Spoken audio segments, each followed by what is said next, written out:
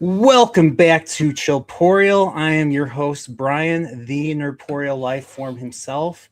And with me, well, I have a guest that's keeping my retro gaming alive, and that is the one and only Matcave Gaming, formerly known as Matcave. What's going on, friend? How you doing? I'm What's up, dude, man? glad to have you back. Yeah, man, it's been too long. It has been too long.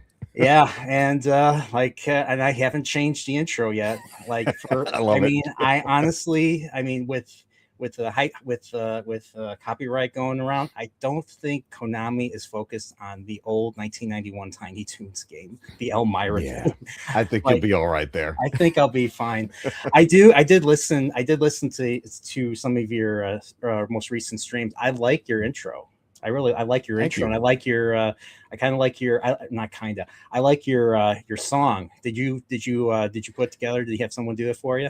So the song was something that I wrote all the lyrics for it, and I wanted to try to get like a certain type of vibe, almost like a 80s slash early 90s vibe to it, like an upbeat. Hmm. Yep. And then I don't have anyone, like, I'm not gonna sing it. Nobody wants me singing. And What's I didn't wrong? have What's wrong anybody with to do it. singing? You probably don't sell yourself short, man. Don't sell yourself short. Yeah. You have a great voice. I could listen to you all day. Oh, thank you. Yeah, but once I start singing, you're not going to want that to happen. Okay, well, that might be okay. That might be true. I'll be like I'll be like Larry David, and when you start to sing, I'll start clapping so you get you to stop. Nice. Like Yeah, like he does to a little kid because the little kid's terrible.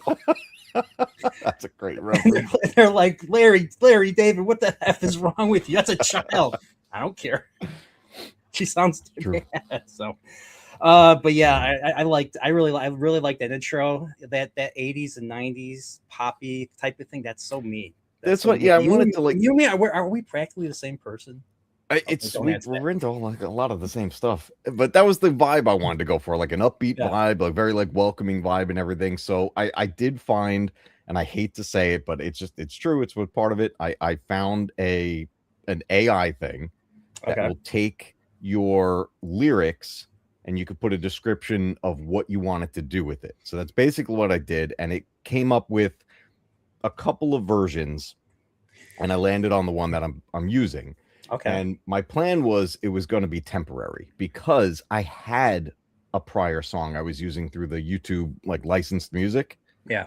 and that got removed from the list. And then all of a sudden, all my stuff started getting claimed. I was like, what is going on? Because No the old way. song came off of the list. So I don't know what happened with that. But and I loved the old song, but I was like, I need something like kind of similar and everything. So I wrote the lyrics of what I want it to be. And then I just told this thing, I'd like just this type of song, this type of music behind it. And then it I came was up with gonna it. ask if you had to like put in, hey, like I want a song that sounds similar to this song, or It was basically I told it I wanted an 80s retro sound with an upbeat vibe. And then it pumped out like I think it was 3 versions of it, all using okay, my lyrics. okay, And then I just went and listened to all of them. And I was like, the one I'm using now, I landed on that. I was like, this one sounds the most natural and it's hitting all the beats of what I wanted it to do. And okay. I just went into it like, all right, this will be temporary until I figure out something else. And then it grew on me. And I was just like, I really like this. And the funny thing is, my daughter loves the song. She sings it around the house. She sings it at the bus stop. That's She sings awesome. it like always. So I'm like, and I started thinking of it. I'm like, maybe I should re-record it and have her sing it. I was like, this could be a thing maybe in the future. That's So food. That's food for thought. So, no. but I loved. I was listening this morning to kind of catch Mhm. up with Mac Cave Gaming, of course. And after hearing that, you did a nice little monologue, very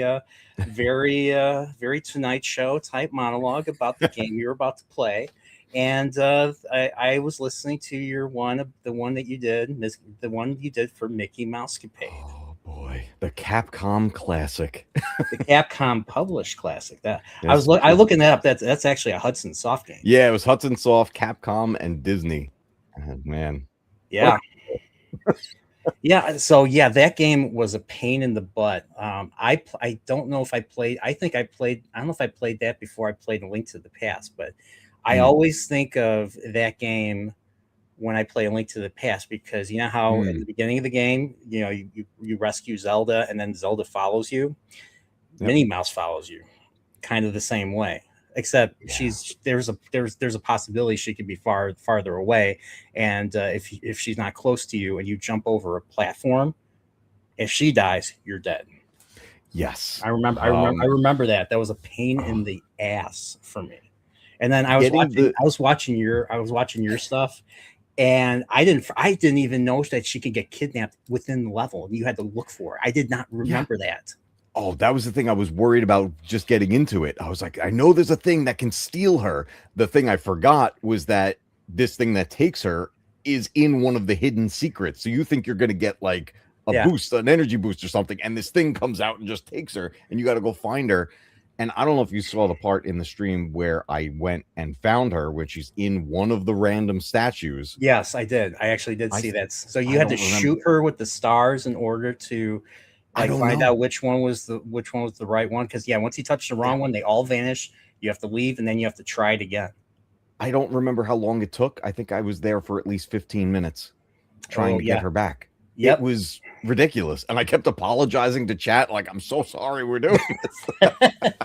Dude, chat was chat. You still have the chat intact. I was reading some of it. Everybody was having a blast. Oh, I Everybody love it. I likes it. always try to keep the live replay because that's the other thing too. I like to go back one to watch replays to make sure everything went okay on the YouTube side of things, Yeah, make sure things are technically good. But I like to read the chat and catch what I missed because yeah, I'm like I always miss something. And my one of my favorite things about all of this, about doing all this, is that we could be doing what we're doing right now. We have the conversation going on in the stream, but there's a whole other set of conversations happening with the yes, chat, and it's hmm, like a whole different show. So I'm yep. like, I love going back for that and catching up with everybody. Yeah, and speaking of chat, I gotta welcome who's here. So we got the Matcave regular, Ted's Nerd World. What's up, Ted? How you doing? Yeah. It's good to see you.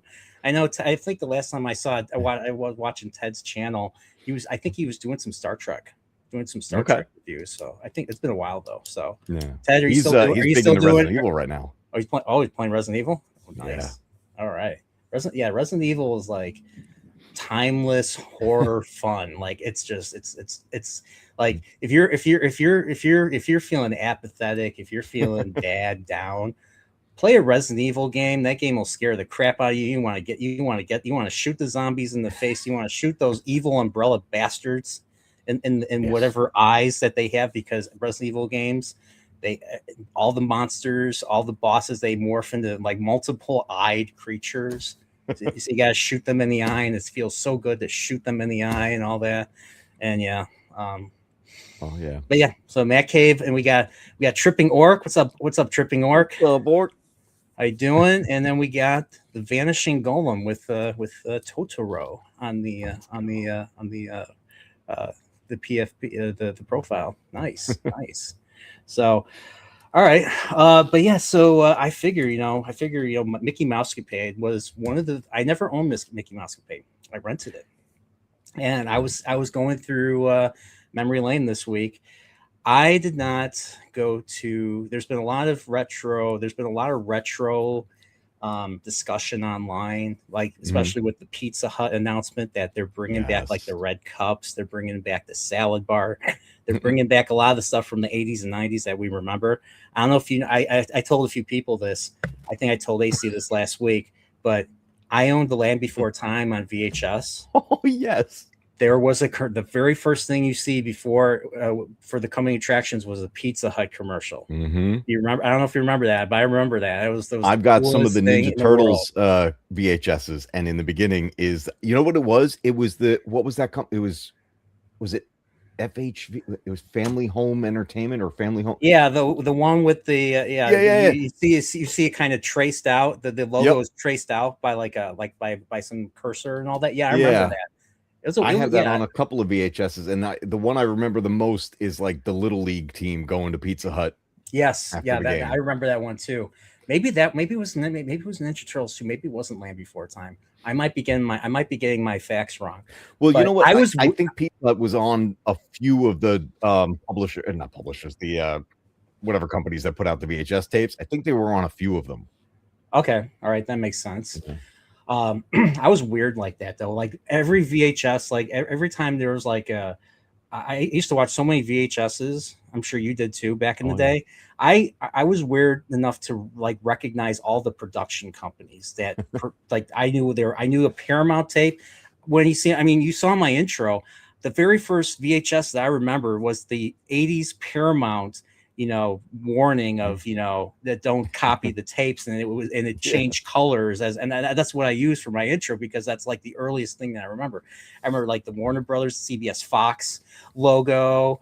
I remember the family. What was it? The family. I think it was Family Home Entertainment. Family Home Entertainment. Yeah, that and uh, um, yeah. There's so many others. I was weird like that. I was just weird. Like I used to obsess over that. I I had got tons over it. of I grew up. yeah, all those intros and everything, like Orion. I remember that Orion, one yeah. on tons of those. Yep. Yeah. Orion, RoboCop. Yes. And Yes. Orion. Yep. Yep.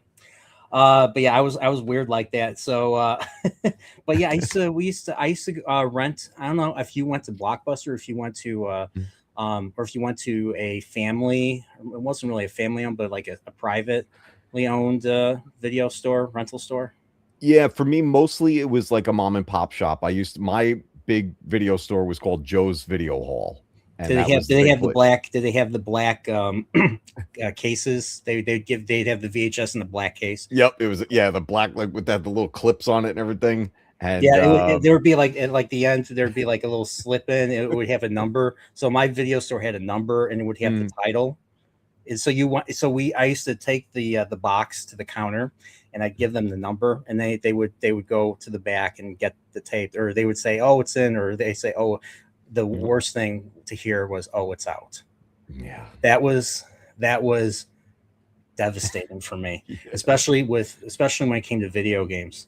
Because I used to rent either cartoons, because I was really, I was a little kid. I was really into animated stuff, shorts. I grew up on the Disney stuff and Nice. the Looney Tunes stuff, but also animated films. But when my folks got me when my folks bought the NES, I just started renting video games after that. And I was only allowed to rent one thing, while my parents rented like 3 movies. Well, that's because they were adults. I was the kid, so Yes. I had to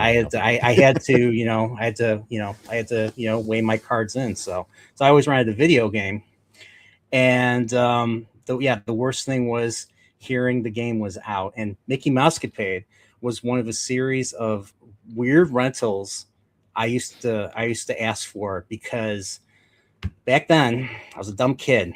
I judged a game by its box, by its cover. That's why I never rented Mega Man 2, because it was just like, what is it? I look at the box and I look at the back. I'm like 7 years old. I'm like, what is this? Like, is this a police game or what? And I put it back. So, but yeah, but Mickey Mouse Cafe was the first, I think it was first ever Disney game that wasn't DuckTales that I played. Yeah, and what a difference between those two. DuckTales is such an iconic game, but Mickey Mousecapade, this was one that I didn't rent it. I played it at one of my friend's house. He had that game. I never owned it until just recently. I got Mickey Mousecapade in my video games monthly box. And, really? And when I pulled that, I was like, "Oh my god, this is a core memory from childhood." But I would go to my friend's house and we would play that game, and I had no memory of ever beating it. And then now, having beat it, yeah, I now know, I didn't beat this as a kid because I didn't know the ending of the game. But it was just one of those games that it was such a pain in the butt, but for some reason we just always came back to it. It's just out of something about, we just pass the controller back and forth and just try to get through these challenging levels, and we clearly never did it. So it was just one of those games. I don't know how much we must have failed at least 1,000 times, and still we would pop that game in. Was there multiplayer for that one? Could you play as Minnie? No, I thought there was 2-player, but looking at it now, it was just a single player game.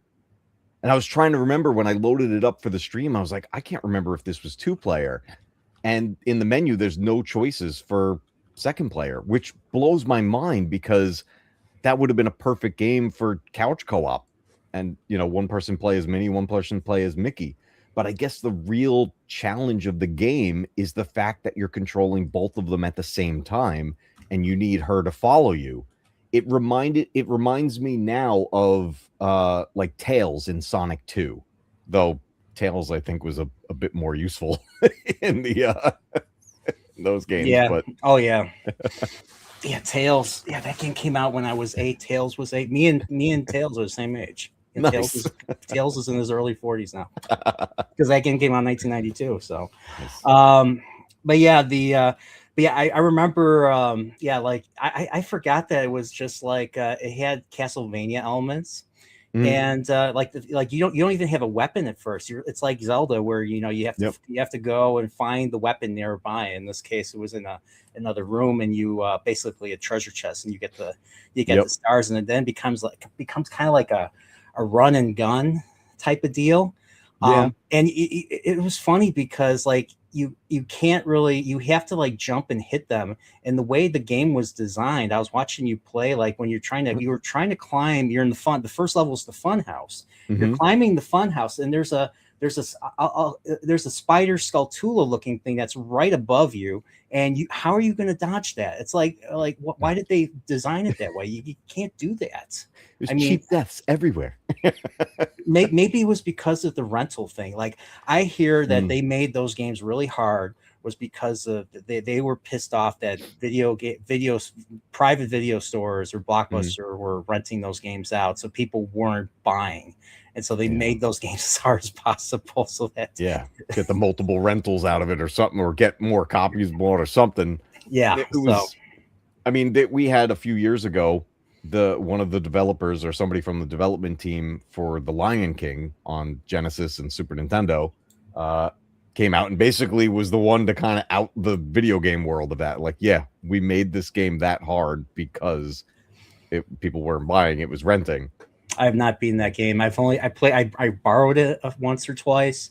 I don't think I could get past like the third level or something. And I watched like a friend get all the way to Scar at the end. And Scar is such a pain in the butt. You have to like flip them over you in like the perfect spot. Like I remember that battle was such a nightmare. Yeah. But ultimately the movie Lion King. Oh, yeah, one of my favorites. Hey, it's basically Hamlet with but in the jungle, Hamlet in the jungle. So, I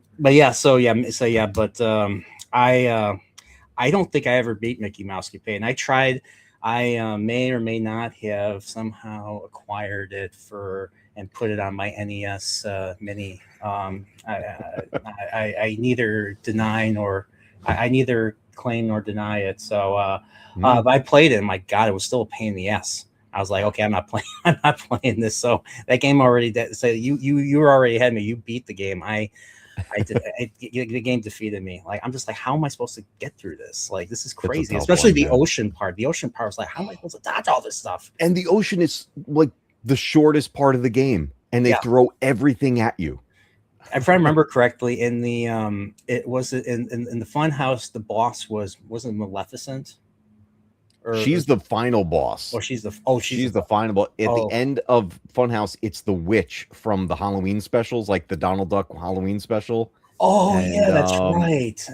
Oh, that's right. And then the ocean was the alligator from Peter Pan. That's the alligator. The alligator. And then we get in 2 levels, actually. We get Pete twice. He's in the pirate ship, and then he's in the castle after that as just an enemy. Who's the villain? Who's the boss in the woods?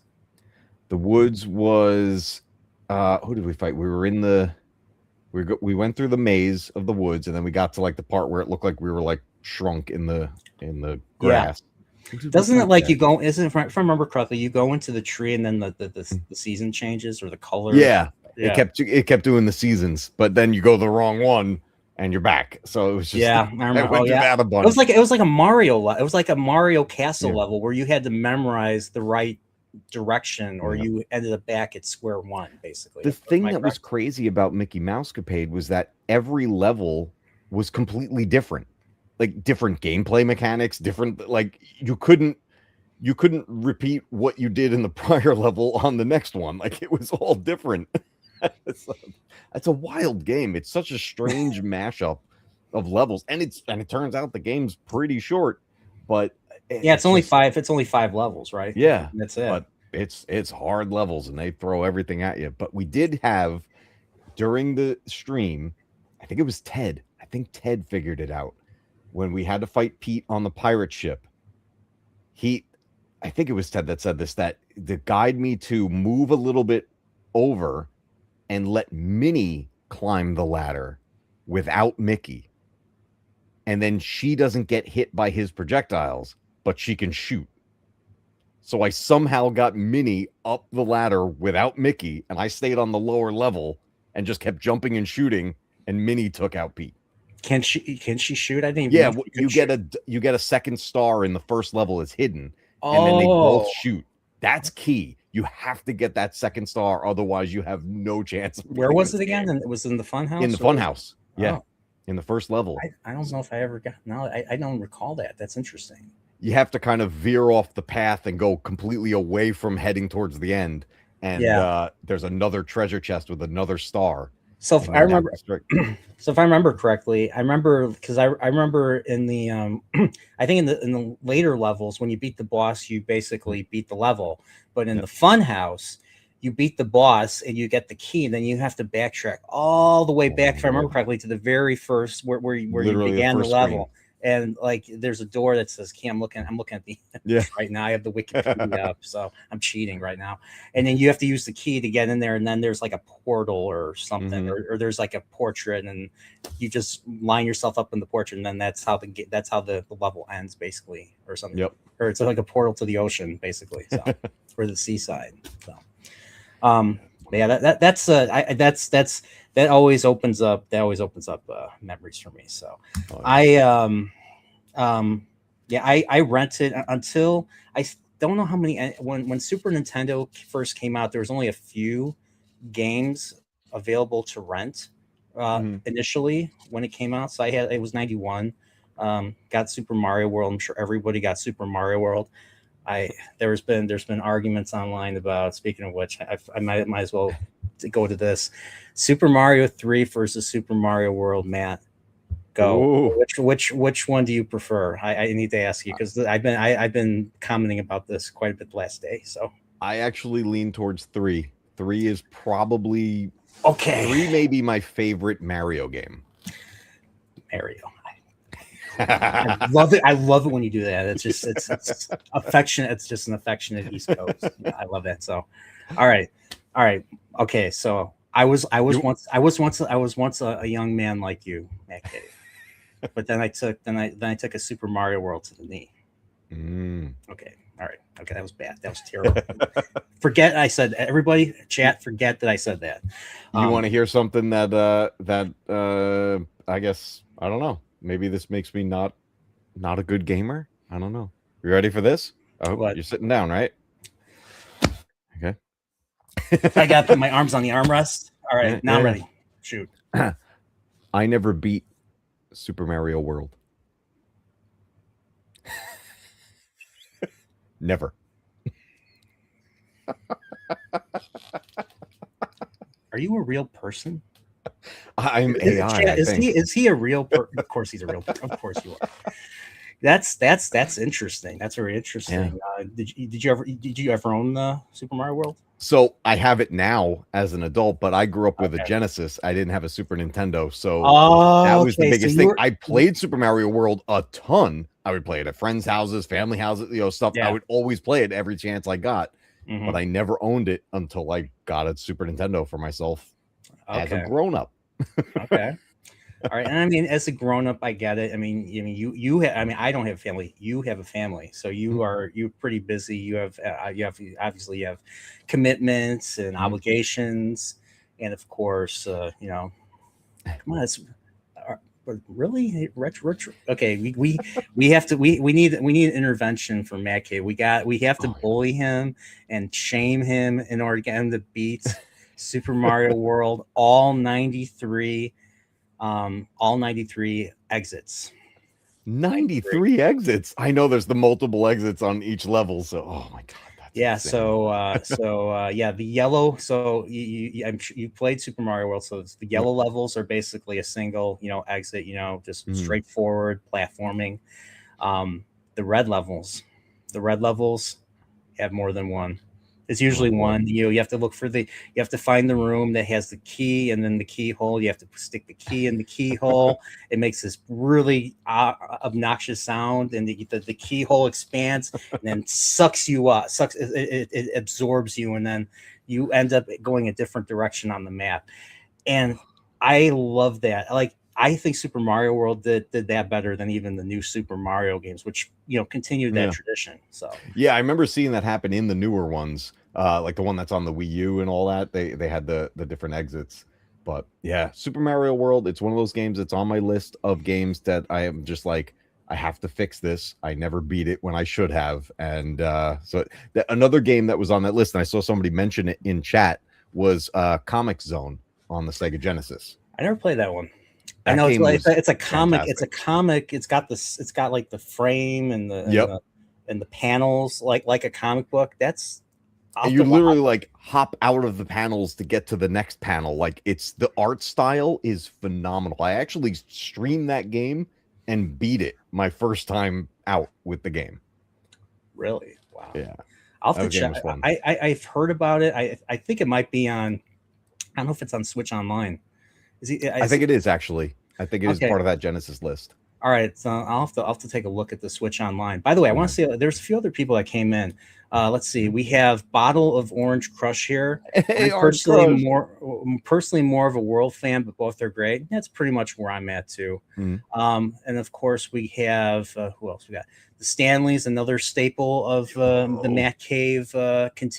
Well, I'll call you the Matcave Continuum. What's your members called again? the cave dwellers. The cave dwellers. Oh, okay. At least it's not basement dwellers. There you go. All right, but we got a lot of cave dwellers. I'm missing some. All right, cool. That's awesome. That's awesome. But yeah, there's been there's been someone put out saying like Mario 3 is better than Mario Mhm. World, and then someone else came up and did a repost and said Mario World is better than Mario 3, and it got pretty nasty, on X. So I used to argue with a buddy of mine. I used to argue with a buddy of mine. He was a big Mario World guy. I used to be the Mario 3 guy because I played Mario 3 first. I have Yeah. really fond memories.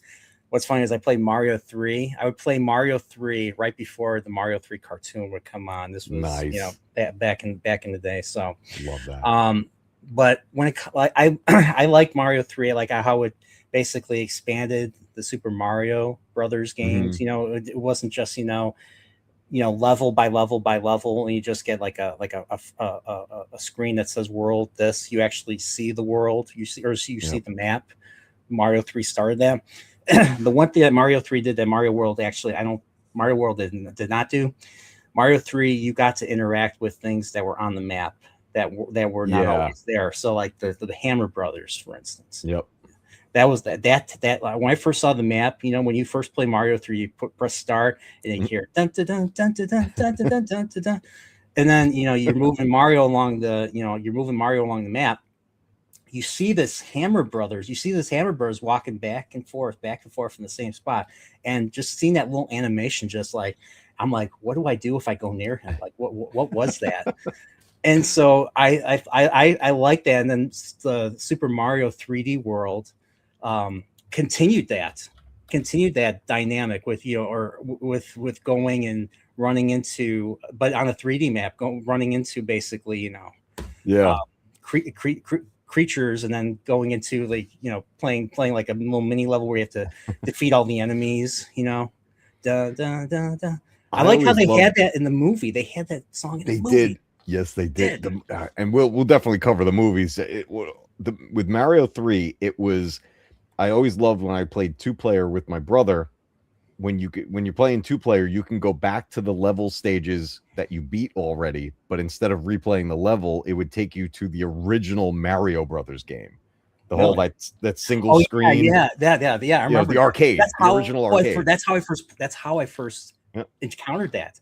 And I didn't even know what it was. I thought it was just like another feature of Mario 3. Yeah. And then years later, I find out it's actually a game that precedes Super Mario Bros. There's Mario Brothers, and then there's Super Mario Bros. I'm like, what's the difference? I used to play that in the arcades back in the day, and then I had it on the Atari 2600, and my brother and I would play that and just fight with each other all the time because we'd jump on each other's head, and it was just battles. Oh yeah, just pouncing from below. That's all I ever did. Yeah, that was the first game with the Koopa Troopas. I think Koopa Troopas. Yeah, the Koopa Troopers in there. There's crab looking guys, and you had to hit them twice, and then you had the bouncy flies. They were like flies. Those guys were in there, and there was some kind of fireball. Yeah, there was a fireball that you had to. I think it went like a loop, like this. Yeah. And you just simply had to avoid it or something. So maybe it was the inspiration for the fire. I forget what they called this, the scuba cubes or something, the fireballs that jump up and down out of the lava in Super Mario Brothers. I forget. That's probably what it was. I sound retarded saying that, so don't forget that I said that. So, but yeah, Mario 3 had that going for it. I think over Mario World, of course. The costumes, the power up costumes. I mean, you had everybody. You know, it's funny is Frog Mario gets so much hate. I'm like, shut the front door. When Frog Mario goes into the water, he can swim through the jet streams, go through a pipe, and get some extra lives. That's worth something. I think that was World 3, level 5. I think it was level 5. It was a lot easier to get past what was it, Big Bertha, the big fish, like swing past. You know, once you've seen the Mario Brothers film, right? The live action Mario Brothers. Yeah, Mario live action. You know, Big Bertha was this big, busty, little different than the game chick. You know, and she hugs Mario. Mario is doing Mario's got his face in her, her parts basically. She had the crystal on a necklace. Yeah, and she was the fish.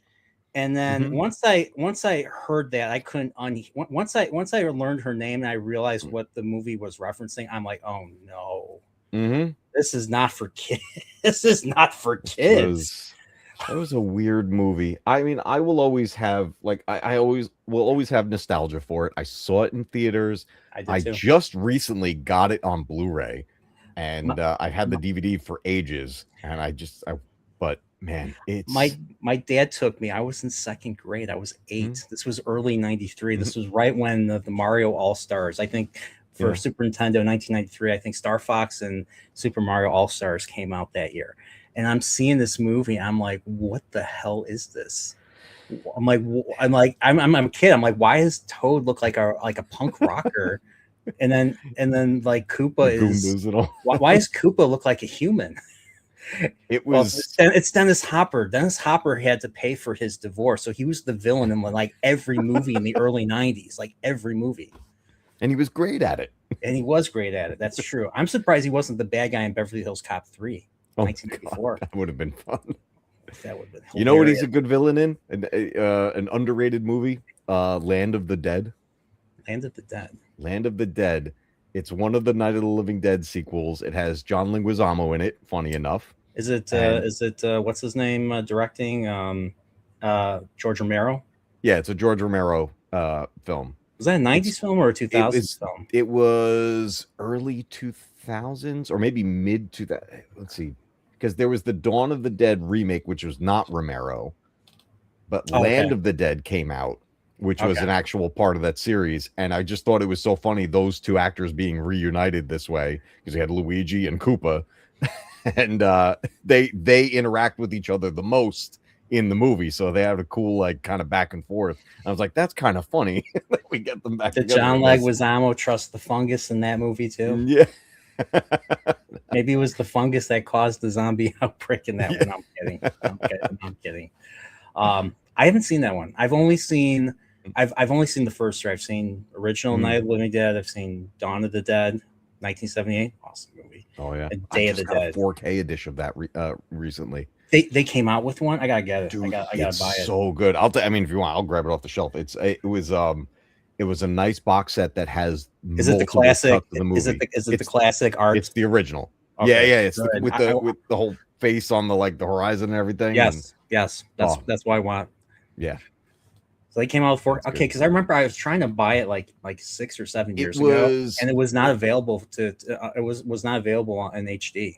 It's one of those movies that whoever owns the rights, I forget who it is, but apparently they're being a real dick about it, and they're not letting things move.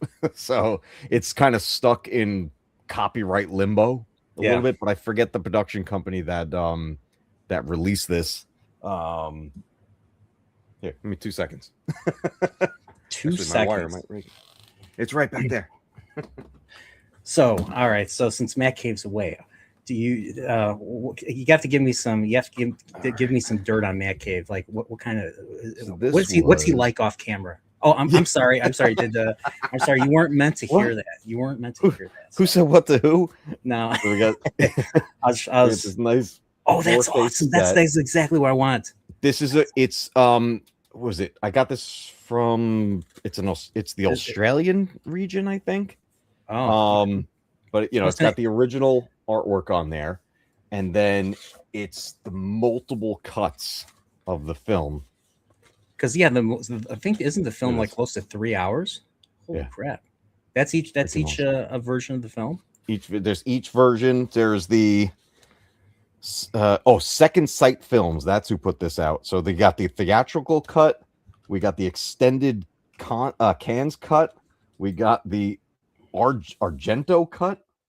And then this is the last one, special features. So the 3 cuts of the film, and then all the special features, and then really nice artwork on the inner case. But I saw this. I found this on Best Buy's site, and it was an import.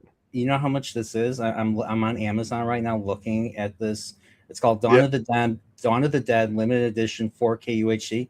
It's $415. What? Well, then I got it at the right time, because I got this not that long ago. And then I don't remember what I got to look up what I paid for it. It wasn't cheap, but I put some gift cards towards it. Yeah, so this came out with with the 4 discs, 2 UHD, 3 UHDs, a Blu-ray version that has special features, Region B. And then there's 3 audio CDs. I don't know if yours has the 3 audio CD tracks. The audio CD, the Goblin soundtrack. So I didn't know this. Goblin did the soundtrack for Dawn of the Dead.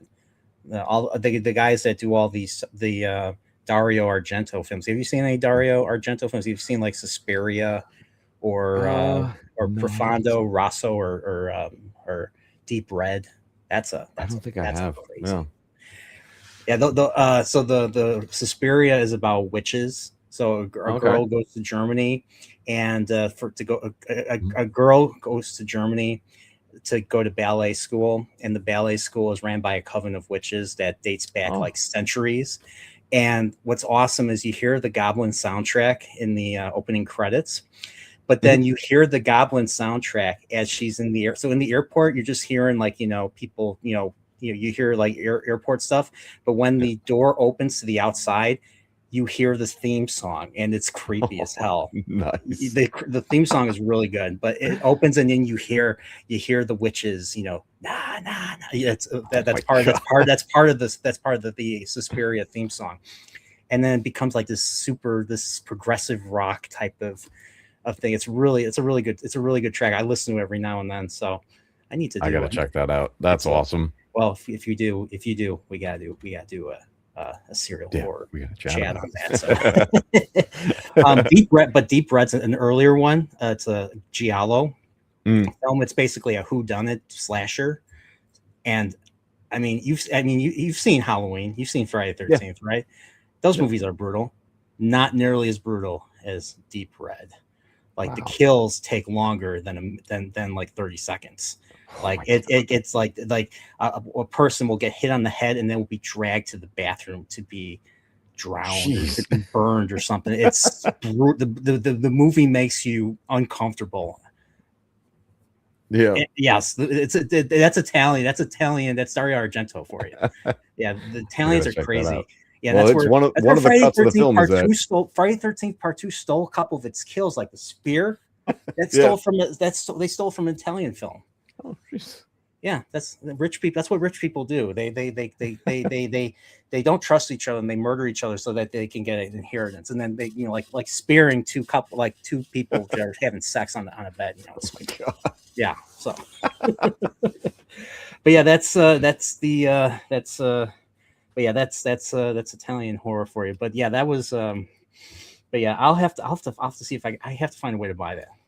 I just saw it's sold out on Best Buy site, but I got it for $50. That's when I got it. And it Yeah. was like right when Best Buy had just put physical media back on their website. It was gone for a long time. So maybe they didn't know what they have, but it was it shows sold out right now on there, but it was $50 and I couldn't resist. I was like, I need to get this like right now. And it's great. That's awesome. By the way, I say hi to my friend Brian, BPA. Hey. How you doing? My friend in real life lives here in Chicago. Yeah. Nice. So, but yeah, so I figure, go from that to, we're talking about movies now. So, let's kind of, let's kind of skip to, since we were talking about Mario. So Super Mario. Okay. Okay. So Mario 3. All right. You like Mario 3. So why I prefer Super Mario World? I think the cape suit is better. I like the cape suit more than the raccoon suit. The cape suit, you can fly the entire level, but in order to do that, you have to be skilled. You have to practice. So you you get got the to do little that. whoop, Whoop, whoop. Yep. Yep, exactly. You have to time it right so that you stay in the air, you don't get closer to the ground. But I think Cape Mario is better than Leaf Mario or Raccoon Mario, or sorry, Tanuki Mario. I mean, Tanuki Mario, you have the P gauge, and the P gauge only lasts a certain amount of time. It's still good. I like both. I like the fact that you can fly and reach to higher parts of the level. I think that's really cool. Like a lot of other Mario games don't have that capability. So, like that, the Mario World levels are longer, I think, and obviously, like I said before, the alternate exit. Yeah. Well, they had, by the time you get to the Super Nintendo, they had a lot more power in this hardware. So they were able to expand these games quite a bit. There were obviously limitations, on the NES, but even with the limitations, because Super Mario 3 was a late entry in the NES library. Yeah. By that point, wasn't Super Nintendo already out? In Japan. So Super Nintendo, I think, came out in Japan roughly not too long after Mario 3 came out here in the US. Because I think Mario 3 in Japan came out in 88. And I think it was another year and a half before we got it. Yeah. So the Wizard came out in 89, and the Wizard, we talked about this on our previous stream. Wizard showed everybody Mario 3 for the first time outside Japan. So I still can't get over the fact that kid knew that secret in the first fortress in World 1. How did he know that? It didn't make any sense. But like, sorry, go ahead. They had to get people to see it. That was the thing. That was like, you know what that was? That was more like a push for Nintendo Power. Like that's what that really came down to. Yeah, I agree. I did play in like I remember going to a convention years ago and playing Mario 3 before the game came out. So nice. Yeah, so I think the level in World 2, the desert world with the sun, where the sun is chasing you, and then the sun, when you get further enough, you get past the tornado, and then the sun starts, doing the circle, and then trying to hit you and all that. There's a Mario 3 cartoon episode where they encountered that same sun. I don't know if you remember that one. Yeah. Cartoon. But yeah, whenever there was a Koopa Troopa, I'd always get that. I always lure the Koopa. I would always lure the sun by the end of the level where the quicksand is. I'd grab a Koopa Troopa, and then when the sun came down, I'd hit him with the Koopa Troopa shell, and then he'd die and then fall in the quicksand. He'd be forever lost. And that always, Yep. I was brutal like that. I was brutal like that. I didn't want the sun to come out, even though even though there wasn't a real sun, but I wanted that sun to go into the quicksand, never be seen. He had to go. Yeah, he had to go. He had to go. So, but yeah, I remember playing that, and I did. But yeah, like that. Yeah, Mario 3 was at the very end, and that game. That I mean, I consider that game to be peak NES. Honestly, It was. I mean, the promotion behind it with the US release. I mean, I had the toys from, I forget whether it was McDonald's or Burger King. One of them had them. It was McDonald's. You had the jumpy. They called it the jumpy Mario, raccoon Mario with the spring. You had Luigi on the cloud with the little. There was like a little wheel. In there, so you could roll them around. There was I think Koopa Troopa was very similar. I think he had a spring as well. Yeah. And then there was a Goomba that had a suction cup. So the Goomba. I was just going to ask which one had the suction cup on it. The Goomba had the suction cup. So the Goomba, you fold them down, then they spring up at you because your Goombas, they're creepy. Fun fact: Goombas in Japan are called Karibo, and that's where Karibo's shoe comes in Mario 3 and World 5. Remember the Karibo shoe? You jump into the shoe, and then the shoe is the shoe eventually evolved. So what's funny is the shoe eventually evolved into Yoshi for Mario, because Yoshi can just walk on like those black piranhas that you can't really kill, but they will hurt you in normal mode, but you can step on them with Karibo shoe basically. I remember seeing it might have been one of those like Console Wars specials, one of those documentaries talking about Yoshi was actually a concept like way early, and then just first Mario game. It was the first one, but just the way it had to be built and how it worked, they couldn't get it to function. But Yoshi technically has been around since the beginning, or practically the beginning. Yeah, he wanted Miyamoto wanted his character, his Jumpman character, to ride a dinosaur. Yeah. Where did he get this idea? Who knows? Well, you gotta love it. Yeah, you definitely gotta love it. And then I never could unsee what I saw. And I never noticed this when I first played it, but when you look closely, because of the internet and because of the fact that higher quality visuals happen, Mario's basically punching Yoshi in the back of the head every time he sticks out his tongue. I don't know if you saw that. I didn't see Mario punches the back of Yoshi's head when he's like, ugh, like that. Oh my god! I cannot unsee that now. I can't unsee that now. That's all right. When I finally stream Mario World to beat it, I'm going to point that out on the stream. You're to hear first, everybody.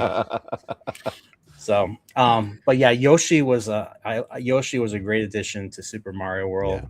Obviously, the alternate levels, the alternate paths you could take, the Cape Mario.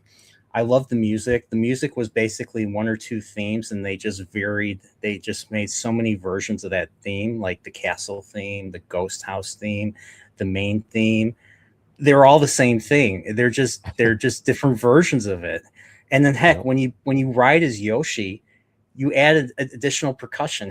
It's the same thing, but they add boop, doop, doop, boop, boop, like the underworld. Yeah,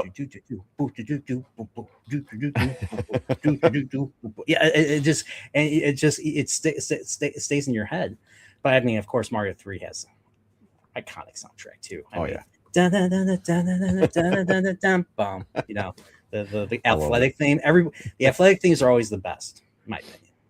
Yeah, those are great. I have a couple of them on my phone and on my old iPod Classic, because when Super Mario All-Stars came out on the Wii, it came with a Super Mario Anniversary soundtrack CD.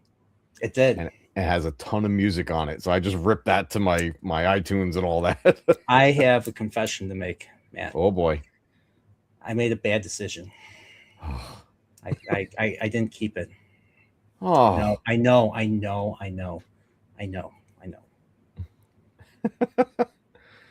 still feel bad. I still have my 3D All-Stars though. because Nice. they literally Nintendo literally discontinued that because they didn't I guess they wanted to get people to buy it or something. So they're like, here, we're gonna make this artificially scarce. So Well, you buy our product. apparently they just recently did the same exact thing with this. So I was like, apparently this is hard to get. Super Mario 3D All Stars on the Switch. Yep, I still I got, yeah. didn't know that that was going to be Yeah, the case. they Mm. I think they released it and then 6 months later they discontinued it. So Yeah. and everyone's like Nintendo, what the hell? And now Nintendo gets like every time Nintendo announces something, they get Mhm. like hate online. Like they are like Nintendo is probably the best when it comes to dealing with all the online hate. Mm. Basically, they don't say a word. Yeah. They just ignore it. Like Because they're going to act do their thing anyway. exactly like when like people in the chat, like when Doug Bowser basically said, hey, we're gonna raise the prices of Switch games. Mario Kart World is going to be $80. And then somebody online said, well, no, it's going to be $90. And then everybody freaked out. Everybody was like everybody was like, lower your price, Nintendo. And Nintendo, of Yeah. course, like everyone in the chat for that one Switch 2 direct was like, lower the price. And they Yeah. did not, and they didn't do a thing. They didn't say a thing. They didn't announce it. They didn't acknowledge it whatsoever. And I wish more Hollywood actors did that. Yeah. They have to, well, that's the thing. Hollywood, you know what made things like game releases, movie releases, TV shows, what made us so much of it special back when we were growing up was that we didn't know much about the behind the scenes, anything of any of it. Only got like maybe a glimpse every once in a while. I remember like the show, I think it's still airing to this day, but the show Entertainment Tonight. I remember that being on in the evening during the week. Yep, I remember And that. sometimes there would be like a quick little interview with someone because the movie's coming out. Yeah. And that's all it would be. It would be about the movie and the character they play. And we just had this brief little moment, 2 minutes with one of our favorite actors, and then we'd be hyped for the movie, and then we go. Yeah, or you had the Tonight Show. You had Mhm. Tonight Show with Johnny Carson or Jay Leno, or Yep. you had David Letterman, or heck, Mhm. let's go before our time, Dick Cavett. Yeah. Dick Cavett, like that's the one time that you got Hollywood actors and directors, and they were usually really intelligent, Mhm. conversations that they had. And of course, Johnny Carson's a freaking legend. Oh, yeah. The guy's hilarious. Like his best thing was him and Rodney. He brought Rodney Dangerfield on. That was probably the funniest show they ever did. That was the one time that Johnny Carson nearly lost it because of how funny Rodney Dangerfield is. So, Oh, my God. He was amazing. yes. And what's so funny about it? What's so sad about it is all the stuff that he says I think is true. When he says like his wife mistreats him and his family, his mother mistreats him, that's all true. I think that's all true. He They was just one of the early, call it shock value comedians. no respect. No, I get no respect. respect. I get no respect. So, but yeah, Hollywood. You didn't see much, so there was always that, like that people like put in their heads what they thought the actors were. Like you always saw, Sean Connery is a legend and all that. Now you see them on social media, and it's like, we don't like you. We don't want to. We don't care about your opinions. You're just an actor. You're just an actor. You're an overpaid. You're an overpaid. You're an overpaid worker. That's it. Well, Yeah. actually, no. Most actors don't get paid that much. It's only like the top. It's only The like top one, yeah. top ones that get percent of paid it. like 20 million, like your Harrison Fords or your Mhm. or your Ryan Goslings. Did you see the latest Ryan Gosling? Did you see Project Project, Hail I Mary? haven't seen it yet. I want to watch that. I heard it's good. It's so it's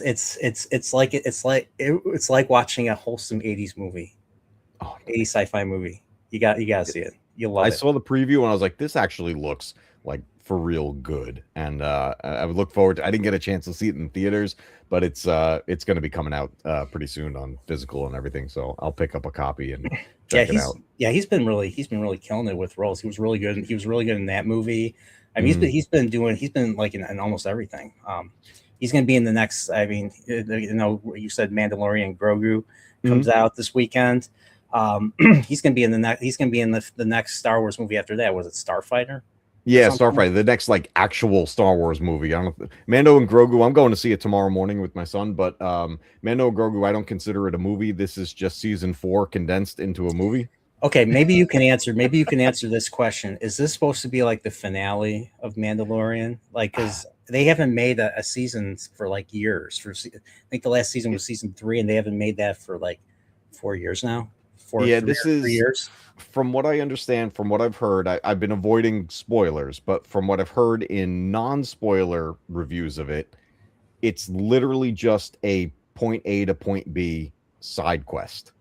And that's it. There's nothing that changes the story. There's no real character arcs or anything like that. This is just going to be literally like watching the show, but just up on an IMAX screen. Like, so, and in all honesty, I enjoyed the show, especially season 1 and 2. Season 3 gets a ton of hate. I still kind of enjoyed season 3 for the most part, but it was the weakest part of the whole series. But I'm just kind of like, you know what? I like the characters. I like the world. And I want to go see it. But the next real Star Wars movie will be Ryan Gosling's Starfighter. I saw a few clips. I saw a few images of it. It looks like Waterworld. I still haven't seen. I still have not seen Waterworld. Oh, Waterworld, dude! That's another. That's another Dennis. That's another Dennis Hopper villain movie. You know, the wildest thing about that movie, and I love this like little like factoid about that movie because it's considered one of the biggest flops of all time, but it's not because the movie was bad. It's because the budget was so ridiculous. There was no way for them to make their money back. The movie's actually fantastic. Waterworld is awesome, but it failed monetarily because they couldn't make their money back. Mm-hmm. Oh man, so, that's crazy. I didn't know that. So. Yeah, it's wild. So people hear it's like, oh, it's the biggest failure, and they think it's a bad movie. I'm like, no. Not Go see the movie. The movie's wild. Yeah, Kevin Costner to Stanley's. Yeah, it was Kevin Costner and Dennis Hopper. I forget who played the young girl in it that's in there, and then her mother. I forget the actresses that were in that, but I love that movie. That movie's awesome. Speaking of Kevin Costner, I have coming tomorrow the 4K release of Robin Hood, Prince of Thieves from Arrow Video. Oh, I remember seeing my dad rented that back in the day. Yeah. Love that one. Yeah, the Alan Rickman. I keep seeing videos where it's like, or posts saying Alan Rickman was the best actor in that movie.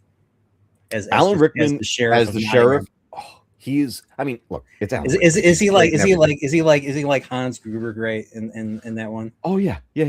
Those two characters right up there with each other. It's because as far as I'm concerned, Alan Rickman could do no wrong. Like he just like. I agree. Alan Rickman, the dude was incredible.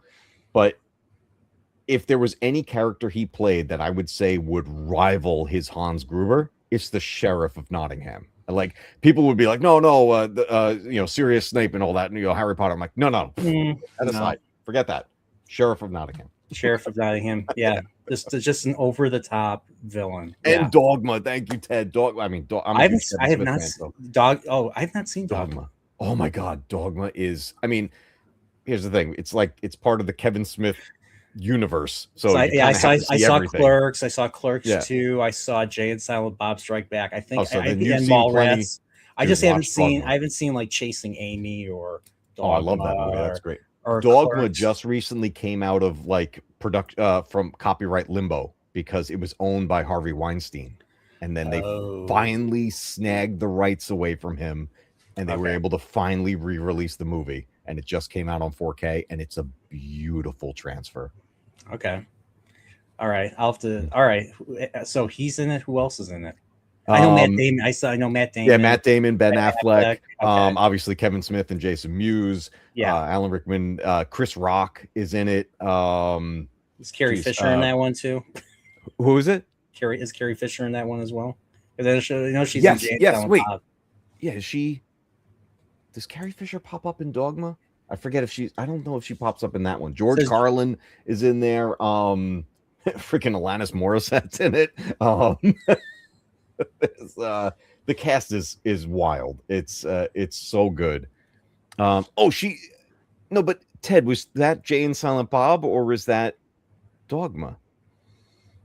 I think it's Jay and I don't remember, Jane but Silent Bob, she plays a nun, yes. and they And I'm tried trying to remember. to they tried Uh, to you do live by the something. book. Yeah, yeah, yeah. So okay, all right. The unwritten rule of Hmm. the road, or whatever he said. Yeah, It's a great one though. Check out Dogma. It's definitely worth watching, especially now. Get the newer uh version of it. What's her name's in it? From oh my god, I'm having such a brain fart. I'm such an old man at this point. I can't remember people's names anymore. Um I'm up there too. I'm forgetting people too. We're getting old, brother. We're getting old. okay, I'm getting too old. Look at all this gray is just happening everywhere. We're getting too old for this shit. Yeah, exactly. But man, I love that stuff. I know we just like went off on a tangent on We completely did. away from what we were talking about, but Jason Lee's in it. So from Jason Lee, Mallrats. yep. Um, Man. what about the dude? What about the dude that faked his like he thinks he's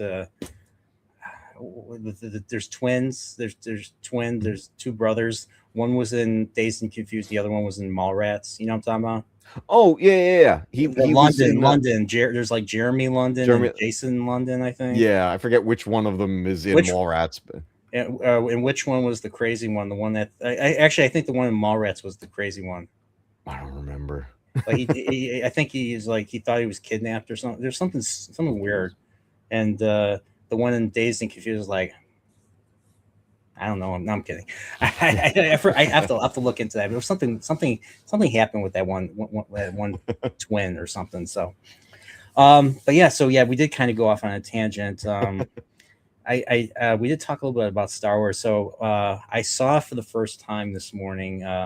Our mutual friend Angry Canadian was playing the episode 3 Revenge of the Sith game. Oh, I love that game. I did not. When the movie came out, I forgot that game existed.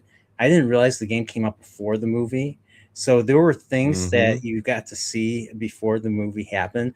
So like the thing I did not know happened was you Anakin fights Mace Windu. Mm-hmm. I'm like, how was this not in the movie? This should have been in the movie. They should have given like Samuel L. Jackson and Hayden Christensen like 5 to 10 minutes or 5 minutes of just them, swinging laser swords at each other, It and would have just been amazing. That game was based off of an earlier draft of the film, an really, earlier screenplay. And that's why the game came out first, because they didn't get access to everything that ended up being in the theatrical version. But the game does include actual scenes from the movie, spliced in and then transitioning over to the gameplay. Very similar to what happened with those Lord of the Rings games, The Two Towers and Return of the King. But this Revenge of the Sith movie based on the earlier screenplay. So people who played the entire game before seeing the movie saw things that they didn't get to see in the movie version yeah, until later on DVD with deleted scenes. wow. And I know that like the kill, like the Dooku kill is different. So Mhm. he doesn't do the doesn't do the scissor Yeah. beheading, and Mace doesn't get zapped by Palpatine. Yeah. Like Anakin just straight up slays him and just forces him out of the out of the window basically. So Yep. no, so I liked how like they leave Palpatine's chamber or his back room or something, and Yeah. then they end up back in the same room. And yeah, and that's how Mace gets killed. And I liked how Palpatine was just sitting there in the corner by the shattered window the entire time. So, um, I guess that for the movie, I guess what they did in the movie, I guess works better. A lot of people, I mean, I remember I was at the edge of my seat. I remember seeing that in the theater. I saw like they showed a little bit of it in the trailer. I Mhm. was really eager to see Palpatine fight with a lightsaber. So like the whole Yoda thing in episode 2 just like knocked my socks off completely. Oh Like, yeah. oh, like I mean, I was telling other people this, but I'm sure when you and I were seeing episode 2 in the theater, you're thinking like, there's no way they're gonna have Yoda with a lightsaber. Are they gonna do Yoda with a freaking lightsaber? Like you couldn't even imagine that idea. You couldn't Yeah. imagine, like, how would they do it? And they did it. And They did it so well. I was laughing my ass off because he was doing like war cries. He was jumping off of the walls. He was holding his own against Dooku. He was holding his own, dude. That And was one of the yeah, coolest things I ever saw in the theater. I loved, and episode 2 when that came out, uh that was when in near my area at the time, our first fully digital theater came into play. It was a United Artists theater, and they had their first like digital screenings, and episode 2 was one of the movies to premiere with it. And so I'm seeing, episode 2 in this vibrant color and everything. Like, it was just incredible. And then that moment happens with Yoda. Oh yeah, Stanley's. That's right. You can get the alternate ending in that game. You can defeat Kenobi. so apparently Kenobi misses Anakin somehow, and then Anakin not only slays him but force pushes him towards the lava. I was like, bro, that is brutal. Brutal. And Yeah. then he goes to Palpatine. Palpatine's already there. He's like, "You have done well, my apprentice. Here is your lightsaber." And he gets the red lightsaber, and then he just immediately slays Palpatine. The guards are like, what's going on? It's like, well, now you have a new master. Now I'm in control of the galaxy. But I'll be honest, I had a conversation with somebody on AC's stream earlier. Now it made sense, but I was hoping when I saw the movie that Anakin would have the red lightsaber when he fought Obi-Wan. But someone else brought up the fact that, well, how would Obi-Wan, for continuity for the original Star Wars, how did he get Anakin's lightsaber? Yep. So I mean that's a good point. I had an alternate idea. I want to run it by you, and I want to know what the chat thinks. All right, if it's retarded, definitely let me know. So now that I had to think about this because the guy that I was talking to in chat this morning made a very good point. Like, he picks up the lightsaber, takes it away, and then history is made. I was thinking Anakin fights, or Anakin, kills Mace, becomes Darth Vader and all that. And then, Palpatine sends him to wipe out everyone in the Jedi Temple. And he does. Master Skywalker, what are we going to do? There's too many of them. Yeah, he literally had, I don't know if you heard, like the kid basically said Anakin was like, boo, to scare him. Scared him. That's what made him go back. So, but so it's a shame. I would have loved to see like him take on some of the masters in there, but they, I guess this thing called time's a thing, so we couldn't see it all. But I was thinking, Anakin basically at some point abandons his lightsaber in the temple. Maybe he goes back to his room and he just leaves it there. He leaves it there, and then when Yoda is basically saying into the recording, you go, only pain will you find, and all that. And then Yoda gives Obi-Wan the lightsaber. Oh, I gotcha. And that's an idea. That was just an idea of like a way for Obi-Wan to still have the lightsaber, but yet but get Anakin the red one. Give Anakin the red one. And all that, and let him have the yellow eyes like the whole time, like not just when he's looking and crying and all that. Like I want the yellow eyes, like I want the Palpatine eyes, like right away, and with the red lightsaber, make him terrifying.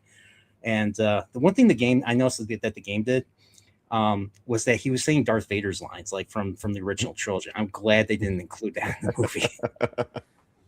Like impressive. Yeah. Most impressive. Like no, not yet. Stop. So, but yeah, that's my idea. What do you think? Do you think that would work? I think that could work. I mean, it would have been interesting to see Anakin with a red lightsaber at that point. But then it comes down to like, did he bleed the crystal himself, or was this like a lightsaber Palpatine gives him? Or that's what I thought. Like this was the red lightsaber would have been a reward would have been a reward from Palpatine. Palpatine, like the way the movie the game ends, Yeah. Palpatine would basically grant him the red lightsaber for basically completing the Jedi Temple's destruction. I mean, that's a. I mean, can you imagine doing that? Can you imagine going in and slaying all your former colleagues? And they're pretty tough themselves. Like they're not necessarily easy to take down. And then you have to kill kids. You know, I mean, you gotta have a good. Yeah, it's brutal. You have to have a good reward for that. You know, a red lightsaber would be perfect. Get the red one. Right. So I had to. So the guy was right, but so it had me thinking about that. I think that I think it would work. I mean, maybe there's other issues that bigger Star Wars nerds, like I'm sure all your guys in the chat probably. Maybe they have an issue with with that. I don't know. So you know what? These days, though, there's so many what if scenarios out there with the fan made films going on, all that AI stuff that's coming out. Some of it's like horrible, but there are some gems out there. There are some pretty good ones that fans are putting together now, and it's interesting seeing these what if scenarios that could have been. Yeah, I mean I think my first taste of what if, and I'm sure you know what I'm talking about, Force Unleashed. Oh yeah! Oh my god, love Force Unleashed. The when the evil ending, when you slay Vader, and then Starkiller becomes the new Vader. Yep.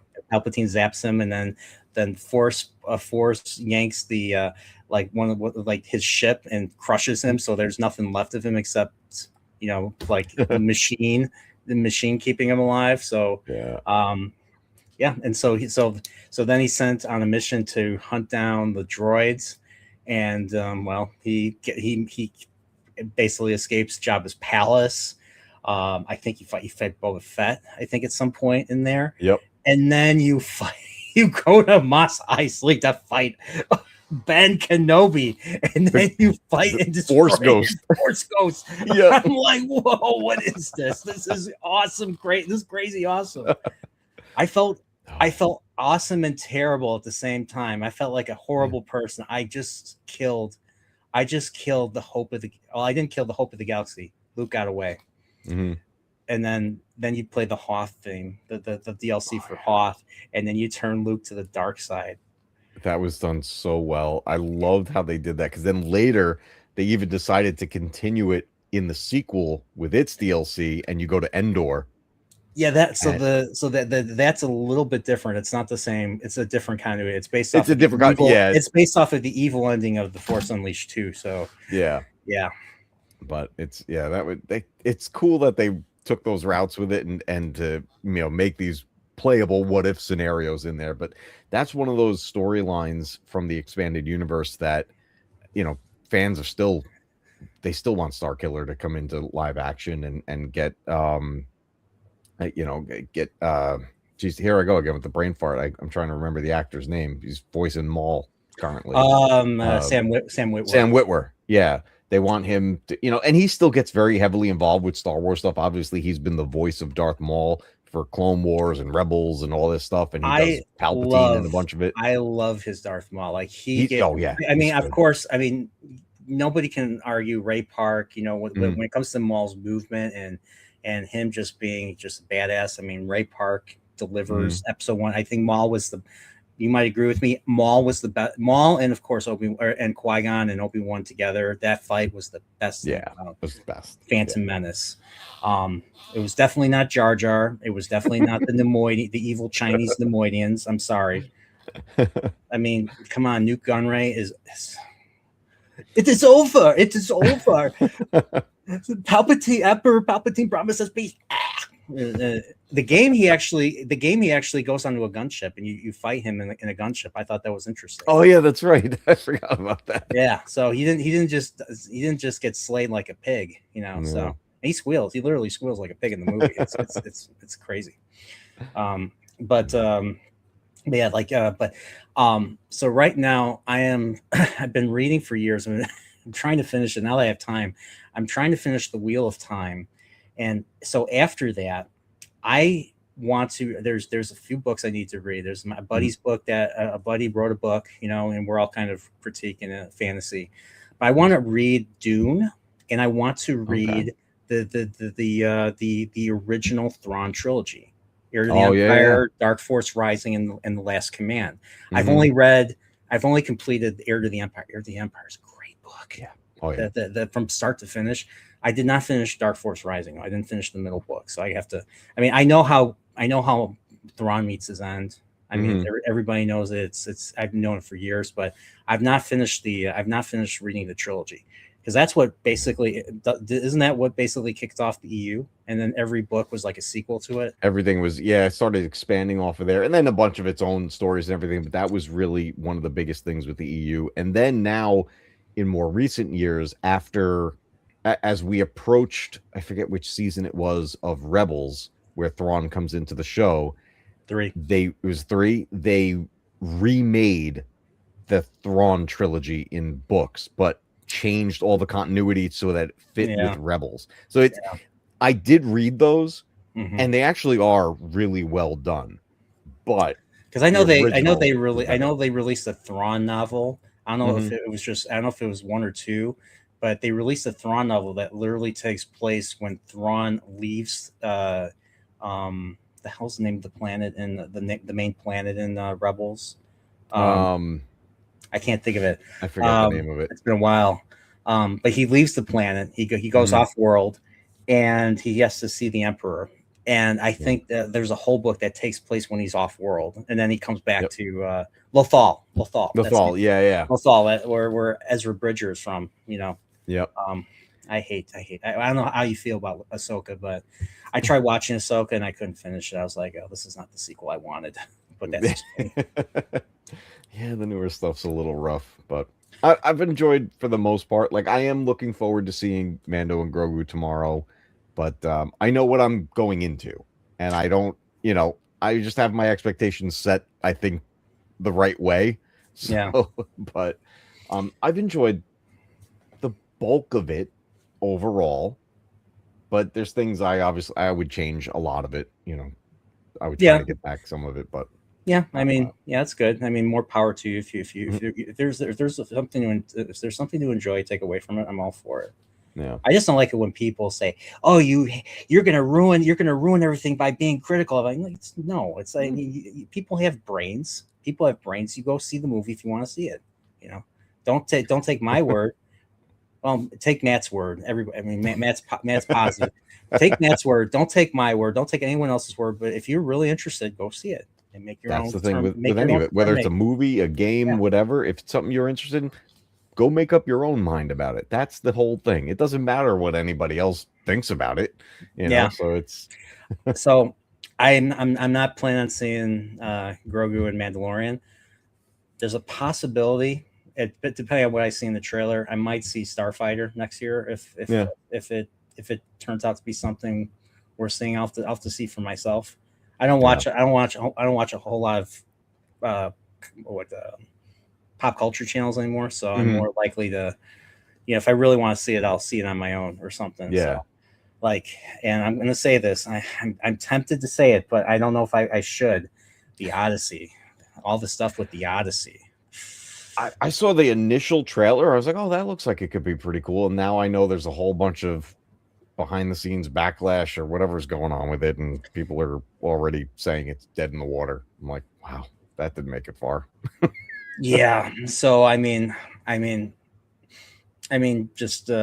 it's a Greek, it's a Greek epic. It's an Hmm. ancient Greek epic. So you would think that it would resemble, heck, Troy did a better job or something. So it's strange. It's strange the choices that are being made for this film, but I Mm, mean that's not coming out till July, so who yeah. knows at this point? It might, because it's Christopher Nolan. It might make bank.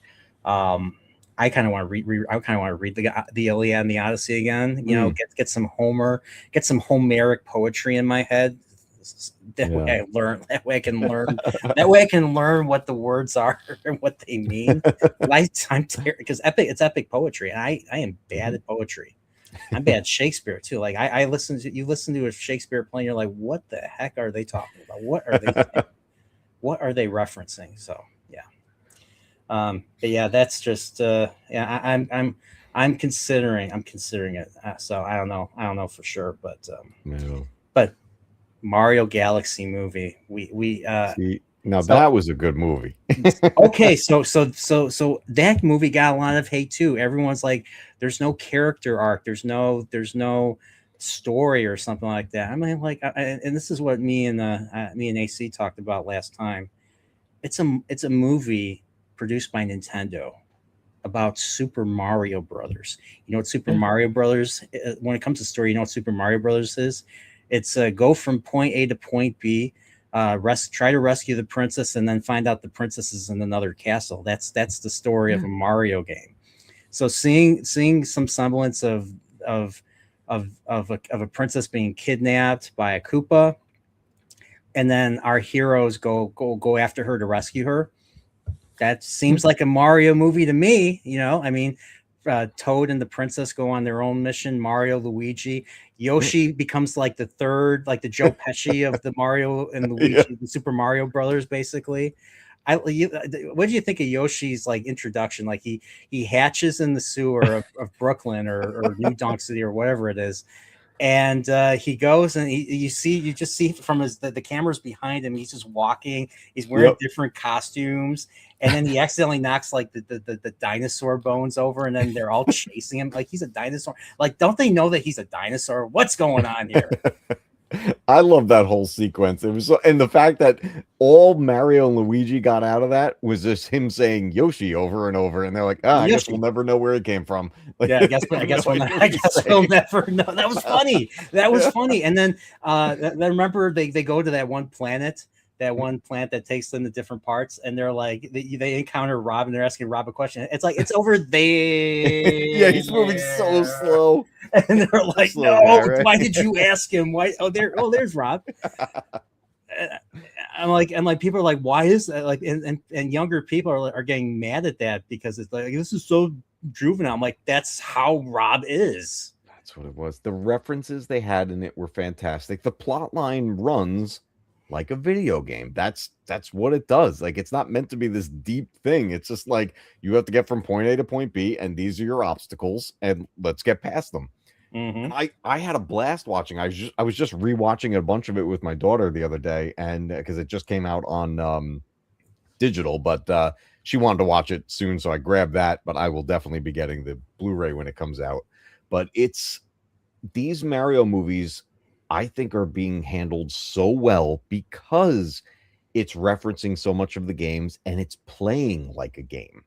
Yeah. That's all I would really want from it. That it's fun. It's just meant to be a fun adventure and nothing like that's going to be deep and life changing. You know, you're just there to enjoy it as if you sat down to play a video game. Mm-hmm. You know, and then these people complaining about it of I don't even understand what they were expecting to see. You They were expecting the Lion King. They were expecting know? the Secret of Nim. You ever see the Secret of Nim? No, yeah, yeah, That's a great movie. yeah. You know what my favorite animated films are? The ones that they don't sing in. Yeah. Yeah. I They mean, take a little more serious tone. there are some good songs. So like Little Mermaid, you know, that there's some good songs there. Mm, Lion King, there's some good songs. Aladdin, yeah. but I think my preferred American Tail. American Oh, Tail, American Tail's excellent. fantastic. Somewhere Yeah. out there, awesome, awesome Hmm. song. But Secret of Nim had no songs. It was the first Don Yeah. Bluth animated film in Yeah. 1982. And it was based off of a book. I Mhm. mean, yeah. So it's got a story, you know. It's got character development. I mean, a Mario game. I mean, or Mario movie based off of Nintendo. I Yeah. mean, this is not Shakespeare. It doesn't have to be. It doesn't have to be Shakespeare. Like Lion King is Hamlet Yeah. in the jungle. This is It's. I mean, it this doesn't. was show the characters, get some references in there. The references are just even the musical cues. The Yes. music is so well done in both movies. I think it was even better in Galaxy. And now Yep. I'm actually appreciating the movie even more having just played through Super Mario Galaxy for the first time. And I Yeah. started, and then I was appreciating the game because I was like, oh, I recognize this. I did the whole thing in reverse. I saw the movie and then I played the game. And I'm playing the game going, I remember that from the movie. What did you think of what did you think of seeing Wart? So Wart's running a casino. Wart's running a casino in that like on Yep. that planet that has like the people passing through, and there's like the seedy under element That whole of area that looked world. like Now it was a those level from Mario Party. It yeah, was, that's pretty much what that's pretty much what it was. And you had Wart there, and they release all. He's like he sets the ninja Mhm. loose on all of them on Toadstool. See, I still call her Toadstool. I'm old. Toadstool and Princess Toad, Toadstool and King Koopa. King Koopa. Yeah. Well, he was called Bowser. He was called Yeah. Bowser in the instruction. That's how I knew he Yeah. was called Bowser back in the day. Um, but his Japanese name is Koopa, just simply Koopa. Yeah. And So it was to have Wart in there. I thought that was hilarious because, when it comes down to it, he was a dream. Like yeah, he's Mario too. technically not a real character. So Yeah, there he is as like, I guess what, a crime boss or whatever he's yeah. supposed to be. He was like an under. He was like the Koopa's underboss. Like he was like a Yeah. Sopranos, or he was like Joe Montana. He sounded like Joe. Joe Montana Yeah. from Godfather Part 3, or from Baby's Day Out, or Yeah. Fat Tony. He sounded like Fat Tony from The Simpsons. Yeah. Yeah, It was fun like seeing him. That was a nice surprise. you know who they should have gone. They should have gone Hank Azaria to play Oh my Wart. God. That Yeah. and, like, he wanted to get that underboss, and you should got Hank Azaria. I think that would have been Yeah. perfect. But I forgot who played him. It was somebody I forgot. I don't remember. But I did like Donald Glover's Yoshi, because he's like all I have to say is Yoshi. Yeah. Yoshi, I can't even do a Yoshi. He can do a good Yoshi. I was honestly, when the first Mario movie came out, I was not exactly thrilled with the announcements at first, like hearing Chris Pratt's Mario and all that, and Keegan Michael Key is Toad, and Mhm. and Seth Rogen is Donkey Kong. I'm grateful Donkey Kong wasn't in this movie. That's another reason why I think Mario Galaxy was better than the first movie. That's just me. I was surprised how I thought Keegan Michael Key was actually really good as Toad. He was good. I liked Yeah, him as Toad. he didn't get in the way either. Like, he was a good supporting character, a good supporting role. And I feel like everybody did a really good job I with their liked how characters. Toad felt like, and this is something that only a weirdo like me would know, because I used to watch cartoons back. We used to watch cartoons. Maybe you can Yeah. maybe you can identify with this. Toad is like, who is this guy? And I liked how Toad said that, because in the Super Mario World cartoon, Yoshi was basically Toad's replacement. Like, Toad was Yeah. not in the Super Mario World cartoon.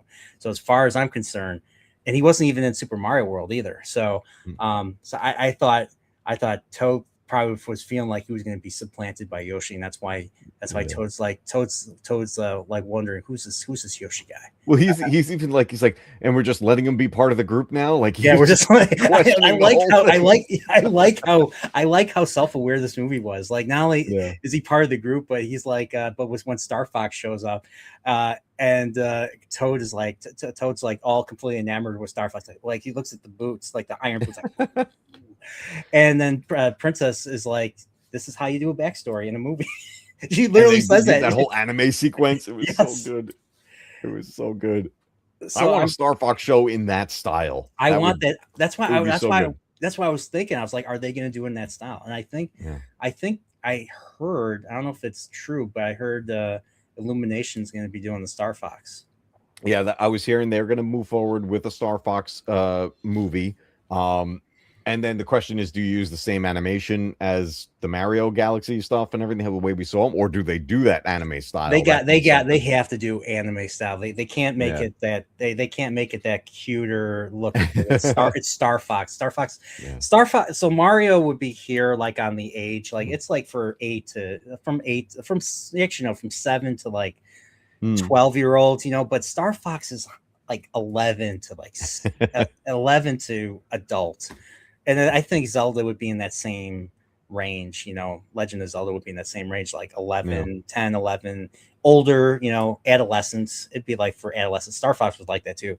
Star Yeah. I actually was playing a little bit earlier of the original Super Nintendo Star Fox. I've never played it. It's a tough game. It's a tough game to It's tough. I play. was just playing it with my son the other day, the Super Nintendo one, which is another one I have to beat all the Star Fox stuff because I'm fairly new to the franchise because I didn't have those systems it was on growing up. So I've been playing them. I got to stream my first experience with Star Fox 64 and had a Yeah. blast with that. And then I've That been was playing me it ever too. I since. saw I saw like I was a target. I saw like the Mm, gameplay. I played a little bit of it. I was like, bro, I'm like telling myself, bro, you have to rent this.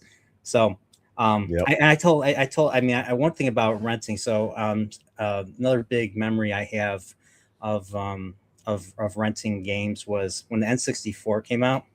I didn't just rent games for it. I rented the system itself because my folks couldn't Mm, afford to buy an N64 right away. yep. So for a couple years, I was renting the system. So I was like, once again, I go to the we with the one time we go to the video store.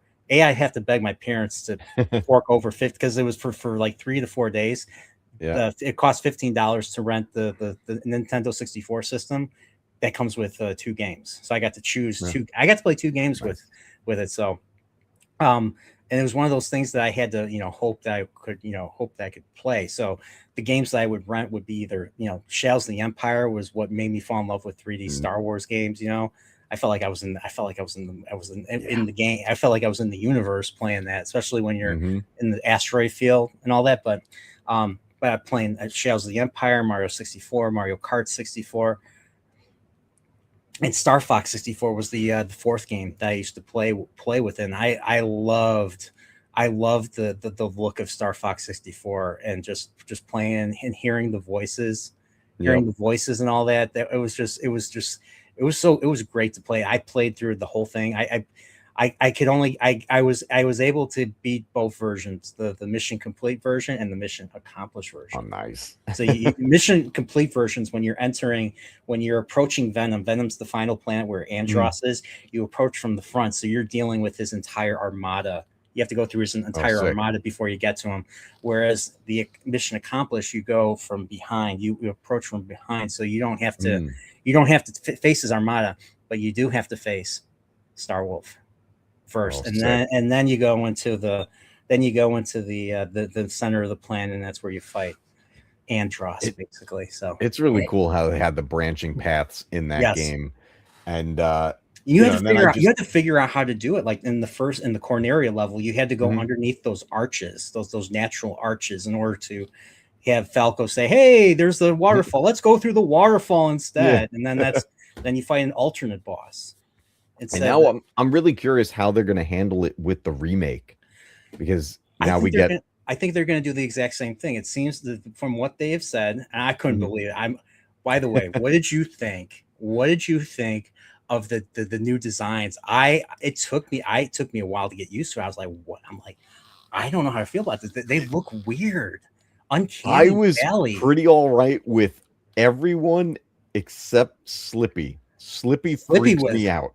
yeah, He is looking like what? Like I think Falco probably looks the best out of all of them because he looks the most like he's always looked.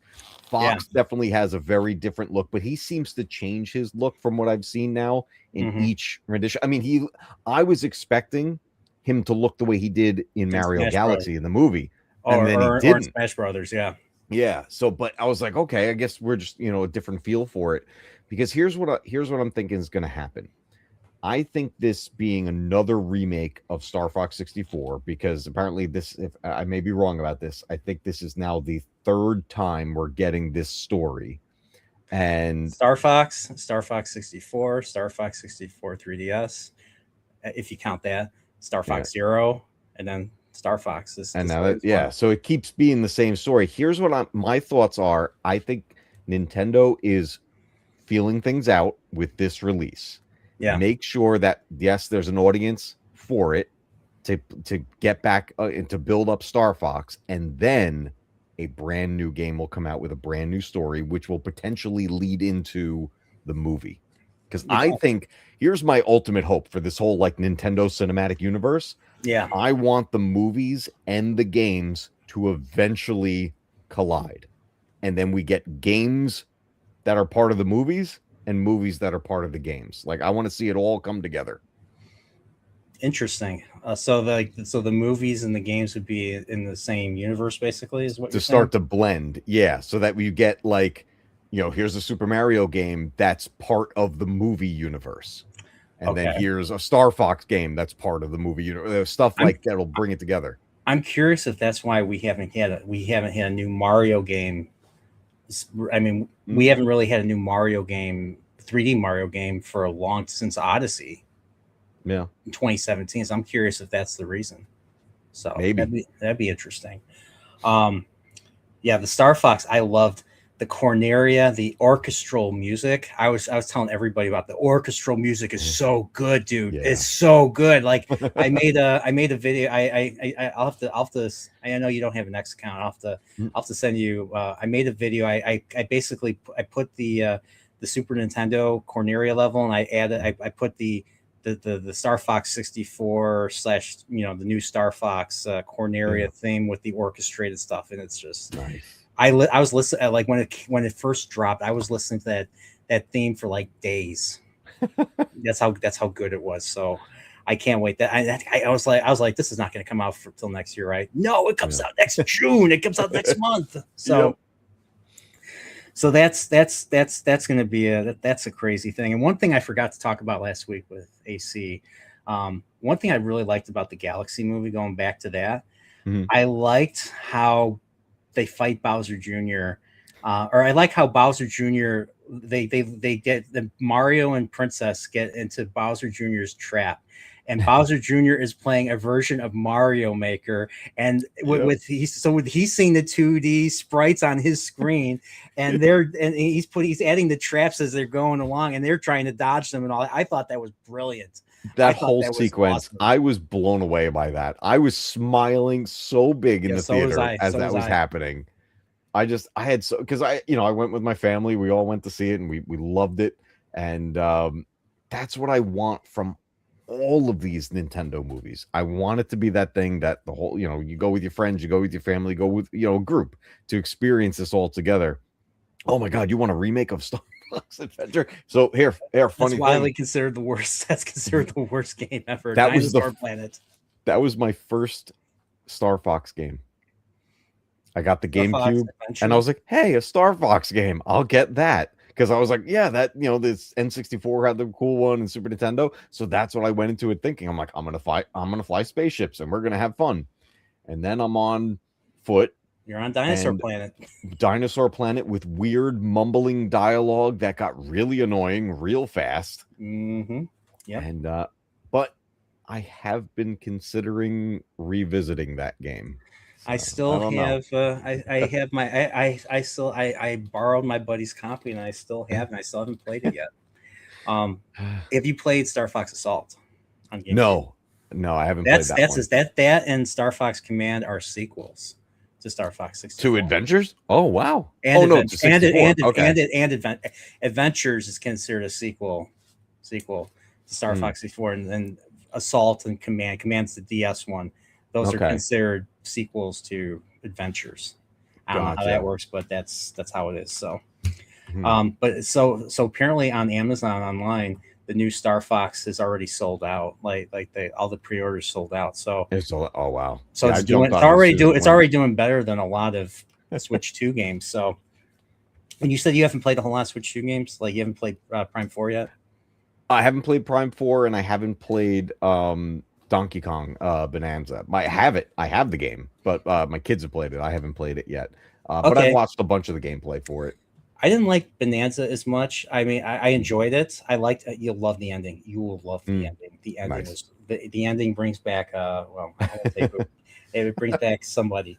I'll say the good final boss fight was great.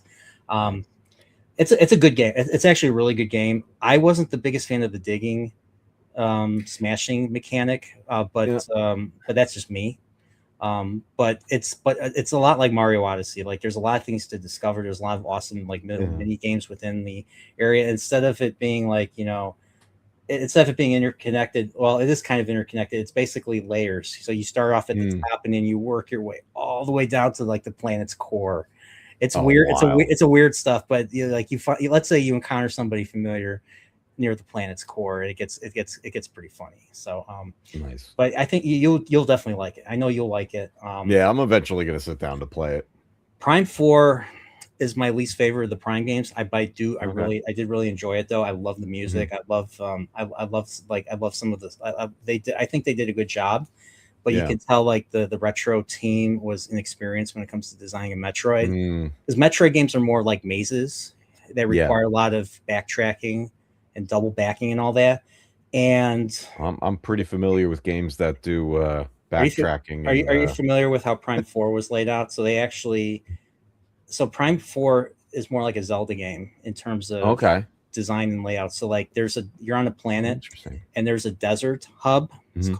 It's called Desert Soul or something like that. Yeah. And the Desert Soul is basically Hyrule Field. So the game is kind of Ah. and then different parts of the hub world is where there's the areas that you go to, you know, explore and get Oh, upgrades that's and all that. weird. So they made it like a Zelda game, and then of course, in the desert you basically ride a motorcycle. So your motorcycle Viola is basically Epona, Oh my and god. you basically have to run over these green crystals that are like scattered throughout this massive, well, not really massive, it's not nearly as big as like a Breath of the Wild or Tears of the Mm. Kingdom world, but it's big enough to the point where you have to look for every single green crystal in order to upgrade, in order to get to the final part of the game. So Mm. um but there's shrines, there's shrines like Oh, in, weird.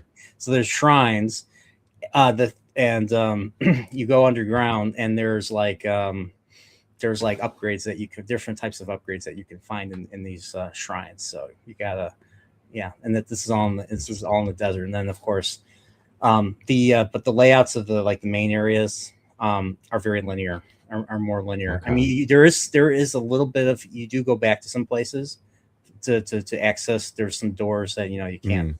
necessarily, don't have the means to access right away. So you do have to go back to some places, but it's mostly linear layout Wow. compared to like Prime 3 or Prime 2 I or the wonder if first they Prime. did that purposely to kind of bring in that seems to be the I theme with I everything new these days. Bring in a new audience by changing everything. I think they did that. I think it was just because of the inexperience, because it's a new team. Mm. It's not all the people that did the Something. original Prime games at Retro are gone.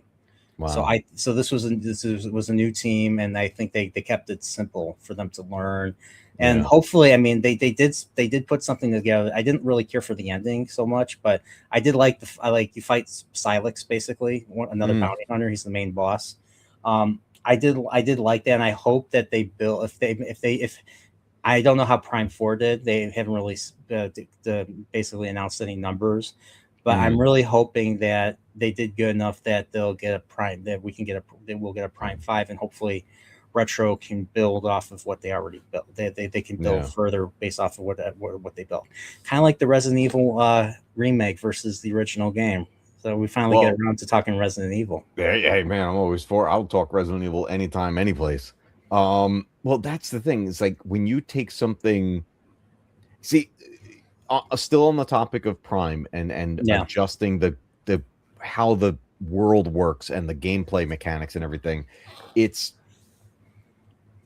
that's where you kind of you'll take your core audience and that's what's going to jar them the most is that there's a certain expectation of what you think you're going to of how you think you're going to play the game. Here's where, and then to lead into the Resident Evil portion, the 2002 remake of Resident Evil 1 did it the right way because Capcom knew what our expectations will be. We go into it and we're like, okay, I played the original so many times. I know how to play this. I know where I'm going to go.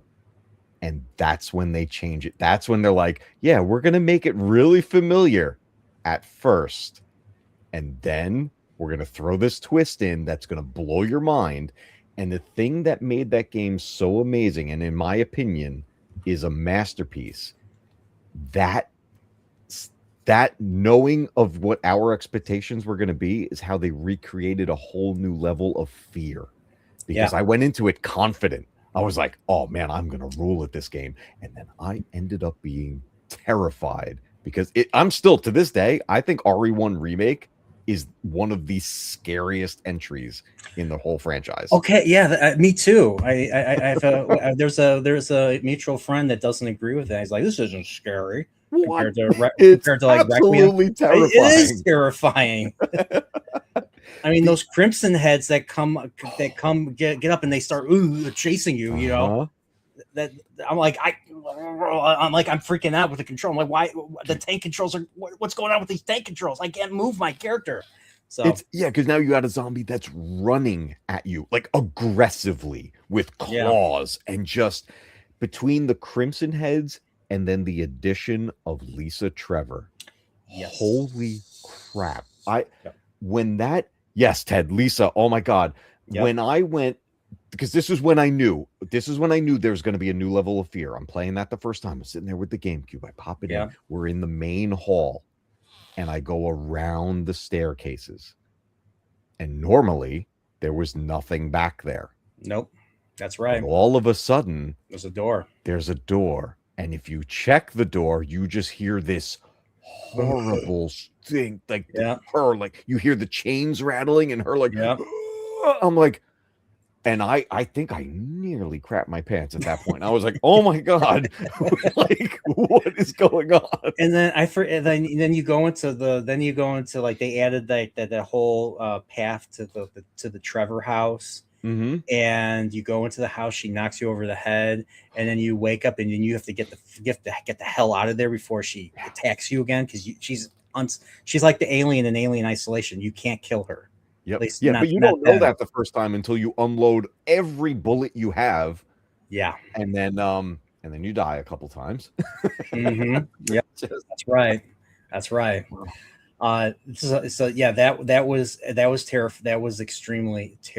really terrifying. And then what was even more crazy was, I think it was in the piano room where you play the Moonlight Sonata with Rebecca. You find more of you find a journal entry of her father. Her father was the yep. architect of the Spencer mansion, Oh my and God, I love you it. find out that Spencer, and this is an issue I had with Requiem, because of like they tried his own Requiem. They basically tried. Now maybe this is because it's a very different continuity with the Mhm. remakes. People are saying that the remakes and the original games are like different continuities now. I don't know yet. I don't even know if Capcom knows. But Requiem tried to give some redemption to Spencer. I'm like, how Yeah. do you give someone who basically murdered a family, murdered like multiple families, but especially the Trevor family. Like Mr. Trevor was the architect of the Mhm. mansion, and everything and everybody, everybody except for him and Lord Spencer, knew about all the traps and the inner innings and outings of the mansion. So, of course, he got double crossed by Spencer and was left to die and but being sealed up in that room.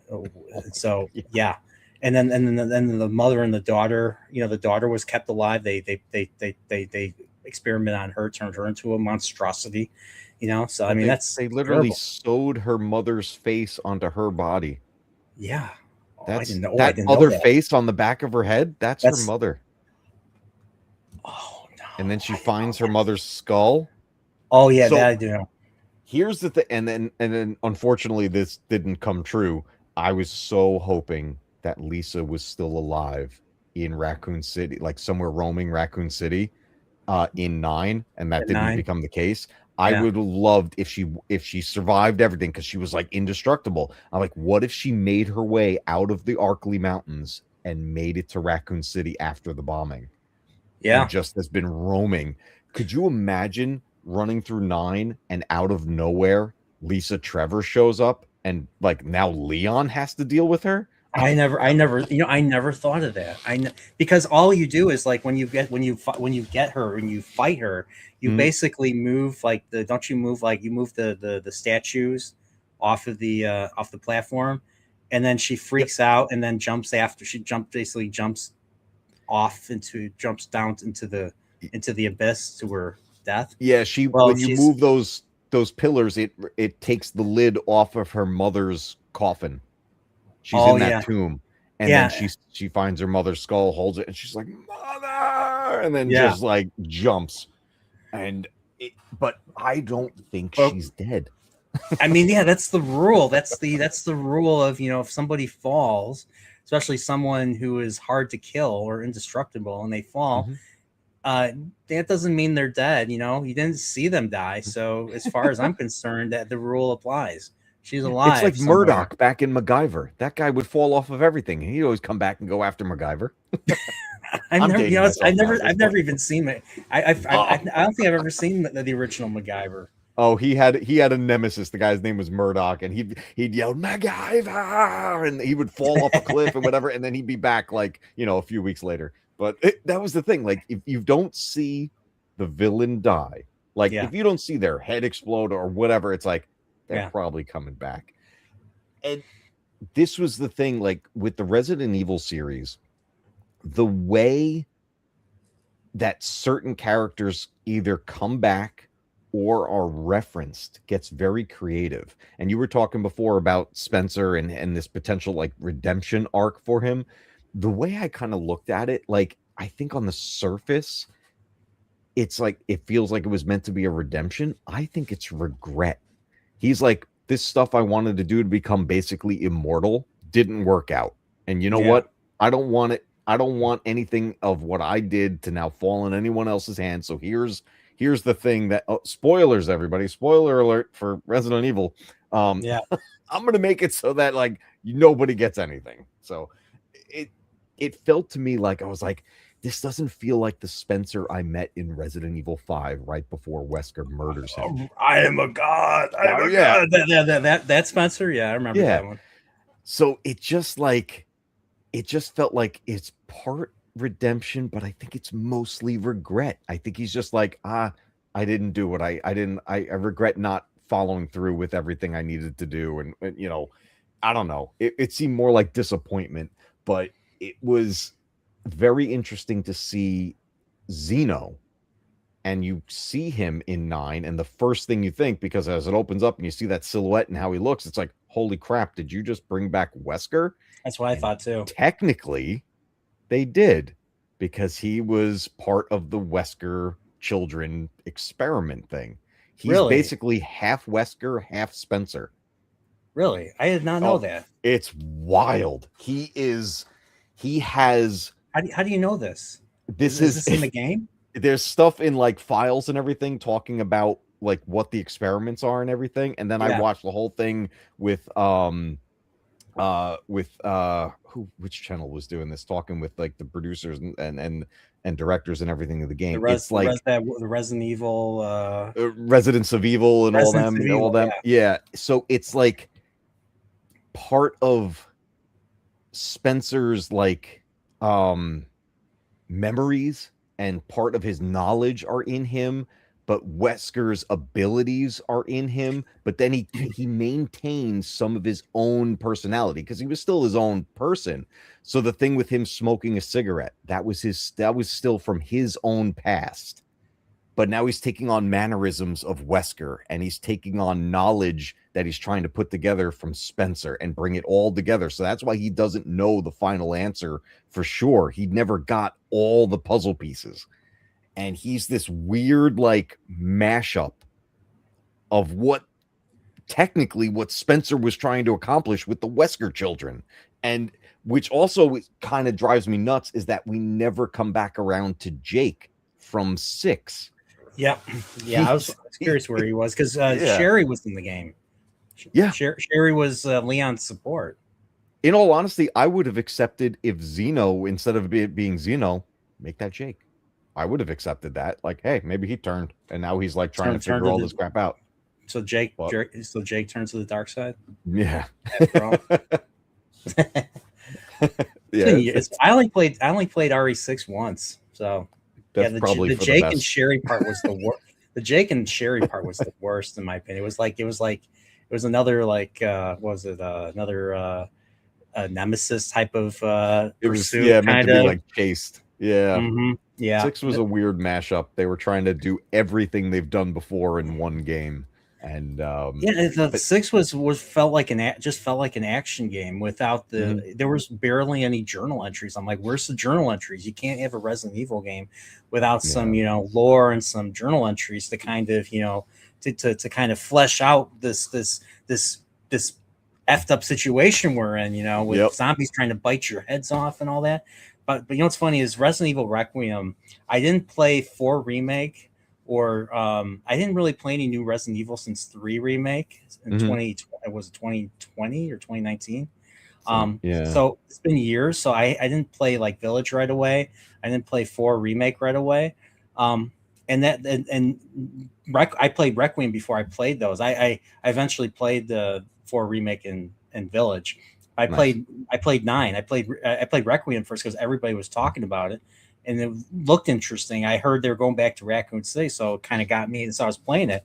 Oh Yeah. my gosh! Like the first thing that happens, you wake up as Grace, and all of a sudden there's the girl, this giant girl, and you first see her. She just takes something and bites its head off, and then she looks, and you're like, you gotta get out of there. Yeah. And you're like, where do I go? Where do I go? I can't go anywhere. And then you go back to the room and you're like, how am I going to defend myself? And all of a sudden, like the light hurts her. So she leaves the room with the light. So you better not. So it's a good thing because you can turn off the light. You can turn off the light and Yeah. she'll kill you. Oh, she'll come right in there and grab you. Yeah. It I got it so was the basement part of that game was the scariest for me. oh my god. With Grace down, yeah. Yeah, Grace is down there. You're supposed to open up the jail cells, and she's stalking you like the alien from Alien Isolation. Mhm. There was one point where I saw like what she does to you, like the animation, how she kills you. She just grabs you and bites your head off. You Like, up. Yeah. so I played it again, and I got cornered. And I was like, okay, maybe she'll just pass me because I'm like in an alcove right by a locked door. I was like, maybe Mhm. she'll pass me. She walks, instead of going and making a turn, she looks at me. I'm like, oh no. I had to press pause and load it because I didn't want to see that again. I was too Yeah. scared to look at the animation again of me getting my head bitten off. Oh, it's So so brutal. And the design of that creature, this ended up being Marie. It's the other girl that was in the cell yeah, because next to Emily. with all the dolls in Yeah. there, yeah. So she mutated and everything, and that design, the way she moves is very much Alien Isolation. In fact, and I have no proof of this, and I'm gonna try to find something that says this. When you first see her, watch her enter a room. Like when you're in the first part and you get into the dark room, you have to move that table over to get the wrench or whatever, you get the screwdriver and stuff. Yeah. And Marie enters the room. It's I swear it's the exact animation and movement of the xenomorph in Alien Isolation.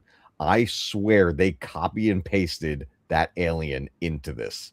I think they did too. It's the way she moves her feet and the move, and she like kind of looks Yes. around like this, and then Yeah.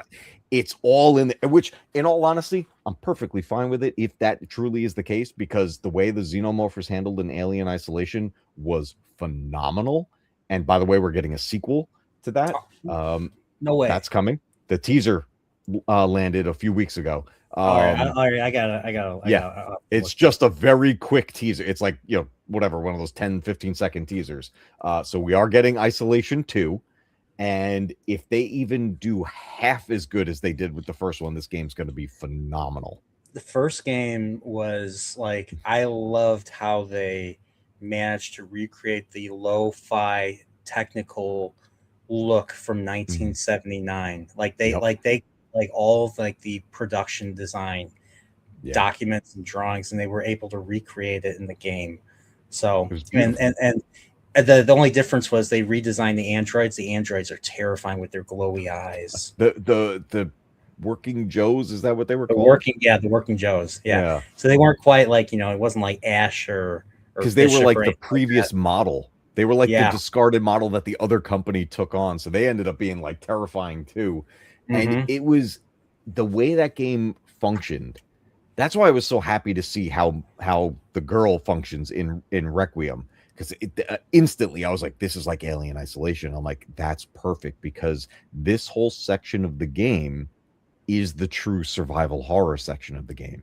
Yeah. And to make it that terrifying, because she seemed to come out of nowhere. Like, once I've played the game so many times now at this point, it's ridiculous. I have a problem, and it's well. The first step to any problem is to admit that you have the problem. yeah, So absolutely, this is and I fully admit it. This is the Resident Evil Requiem Anonymous, meeting. First ever Resident Evil Requiem Anonymous meeting of the Chillporeal nature. Or okay, never mind. I'm not making any sense. I You have know what I mean? so many completed save files of that game already at this point, and I just keep going back to it. I love it so much. I'm playing Requiem on the PS5, on the PC, and on the Switch too, and I Really? have beaten it on all of them multiple times. I have Really? all the stuff unlocked. I have all the infinite ammo. Is there I have all the, something? Is there something different on each of the platforms that are different? the thing about the Switch 2 port was I wanted that out of sheer curiosity. I was like, I just want to be able to play this handheld and it actually work. And yes, it's a toned down graphically version of the game. I still think it's gorgeous. It plays beautifully on the Switch 2. I love it, and playing in handheld is fantastic. PS5 was my go-to version because I love playing the games on there and playing it on my like theater system and everything. But then Leon Kennedy reporting for duty. Let's go. I got it on the PC as well because I was planning on, and now I since have gotten it. I was planning on upgrading my GPU, and I did. And now I can play that game at like almost full tilt, and it's just gorgeous. It's beautiful. So, but yes, I have a problem. Well, and the only solution, the only cure for that is more cowbell. It's definitely more. The only prescription is more cowbell. You gotta have that cowbell, baby. Boom, boom, boom, boom. You know, if Christopher Walken was in a Resident Evil game, I think it would work. I think he could play like one of the crazy scientists. Like, I would take that. That'd be awesome. He could be. I could see him in the '90s being. I could see him being. Maybe Spencer. I could see him being Spencer. Yeah. Either Spencer or you got to advance the T. You got to get to the G.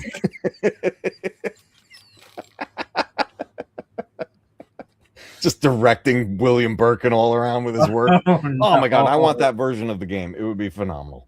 William, yeah, that would be either Lord Spencer or who else could he play? He could play a lot of people. I mean, like, I mean, my first encounter with Christopher Walken in a movie is Batman Returns as Max Zorn when he pushes Michelle Pfeiffer out the window. That was the first time I've ever seen Christopher Walken in anything. And then I didn't see View to a Kill for several years. I didn't see Deer Hunter for several years. He was in those what was that horror movie? The Prophecy, I think. Prophecy. Yeah. I haven't seen him. I think he plays an angel. It's worth watching, especially just for his performance. In East Coast Angel. Okay, I can see an East Coast Angel. You know? That was those are interesting movies. But Christopher, who else could he play? Who else could he play? I would take him as any character. I just want him in everything. I don't care. Just get him in there.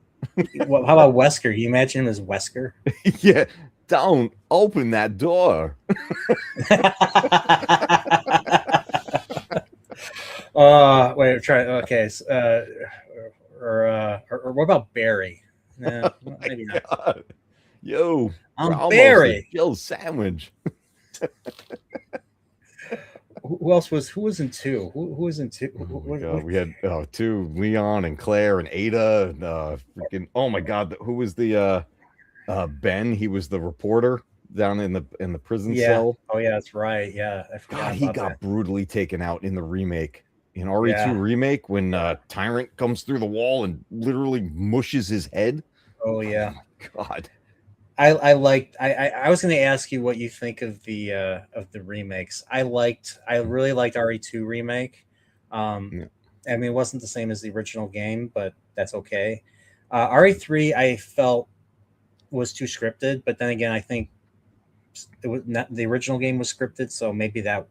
After, I haven't replayed the original three in years, so I don't even remember it. Original 3 was still, even to this day, like original 3 was the shortest of the 3 games technically. That once you like kind of know the path and everything, it's very very short. 3 was not initially meant to be 3.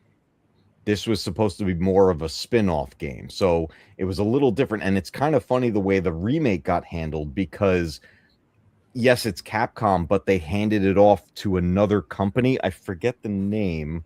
Actually, it's probably on the case. A different development team handled this remake. And that's why it's very different from the RE2 remake.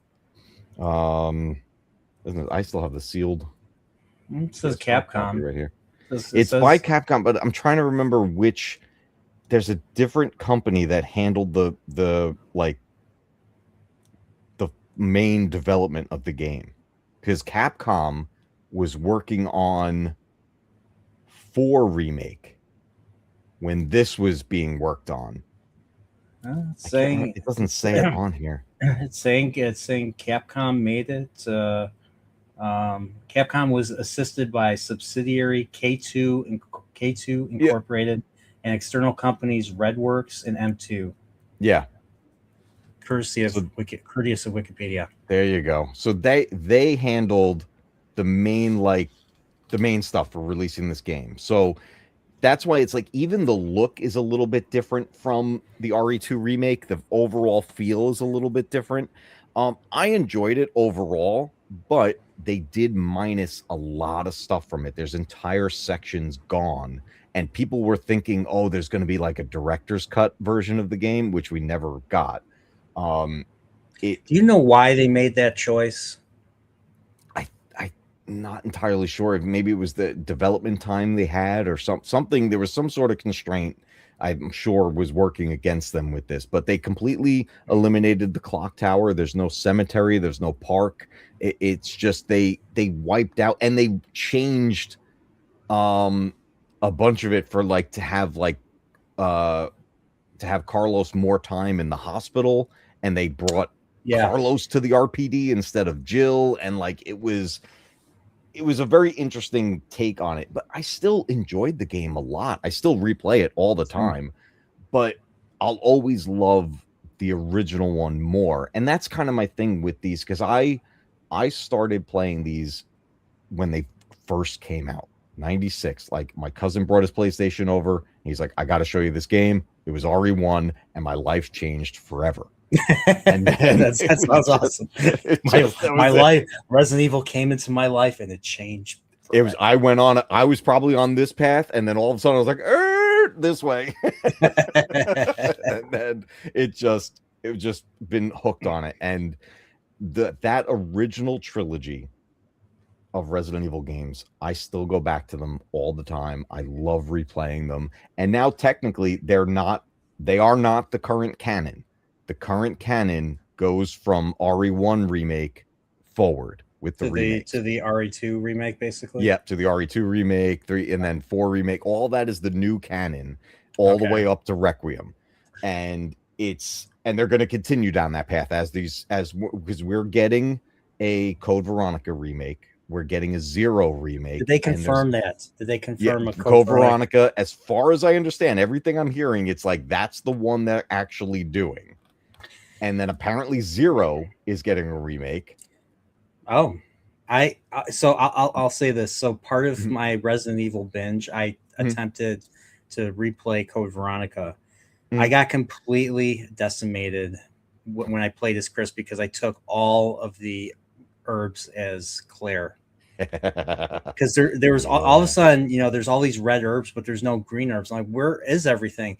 And I got to a point where I just couldn't get past it. Like there was these hunters that were everywhere, and I didn't have enough ammo, and I didn't have enough health, and I was like, and this was after fighting that tyrant on the plane. That tyrant on the plane is the worst boss fight I ever Mhm. played. It's like the worst thing ever. That one, I was about to throw. I have my TV right here. I was about to throw my controller at the TV. I'm you want to glad know I the didn't trick to because beating him?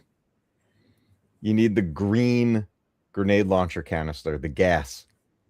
And oh, you okay. hit him with a few of those, and now he's weakened, and then you can push him with that crate easier. It might take 2 tries, but Yeah, depending there on how was many it times you took hit him, six. It took six yeah, for to do it he's normally. and those green gas grenades are like almost the beginning of the game when you first get into that room where Steve is messing around the computer, and then Claire decides to send the email to Leon and all that, Yeah. and they're in the room where you have to make the 3D printer thing, make the medallion, Yeah. and then that's it. I don't think there's any more. And I freaking used them on Yeah. when you first get cornered by the tyrant when you're on your way to the mansion behind Yep. up the stairs and all that.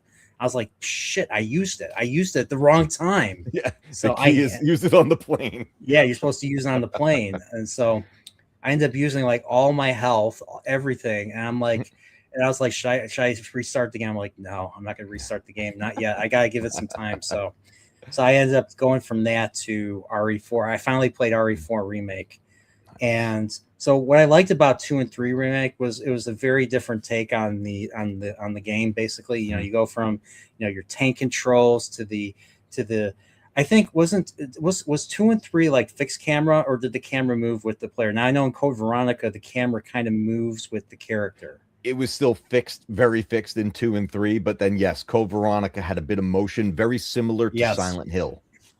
Okay. Mhm.